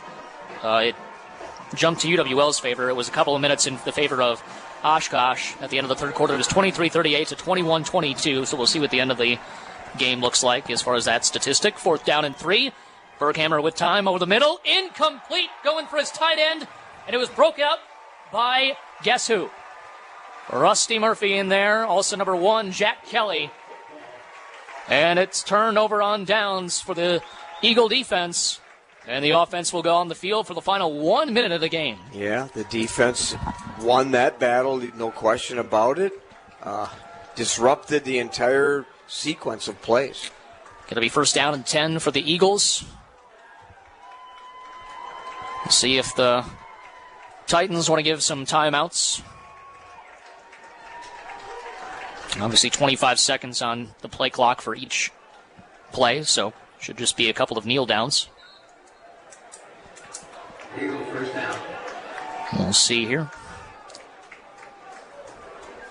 First kneel down is completed. They're looking to let the clock run. 50 seconds and counting here. Eagles can sense it. Fans can sense it. UWL is about to be 4-1 and 2-0 in WIAC play. And these are the games you need to win, Terry, against Oshkosh, against Whitewater, against Platteville. You were picked 4th in the conference, making a statement here in the first month and a half of the season. Excitement to the highest. Throwing it up in the air the is sidelines. Jacob Parks. Oh, yeah. 20 seconds to go. They don't have to run another play here as the clock will continue to wind down. The Eagles band playing the fight song. And 2 straight wins for UW La Crosse against UW-Oshkosh after an 8-game losing streak. Both of those wins coming here at Roger Herring Stadium. You better call in some extra bartenders for 3rd Street tonight because it's going to be exciting. Very entertaining game. A UWL win, 30-21 the score. It was 21-7 at halftime and 23-0 in the second half. Eagles dominate the Titans offensively, defensively, just all the way around. Going to take a 2-minute break, wrap things up from Roger Herring Stadium after this. This is college football on WIZM.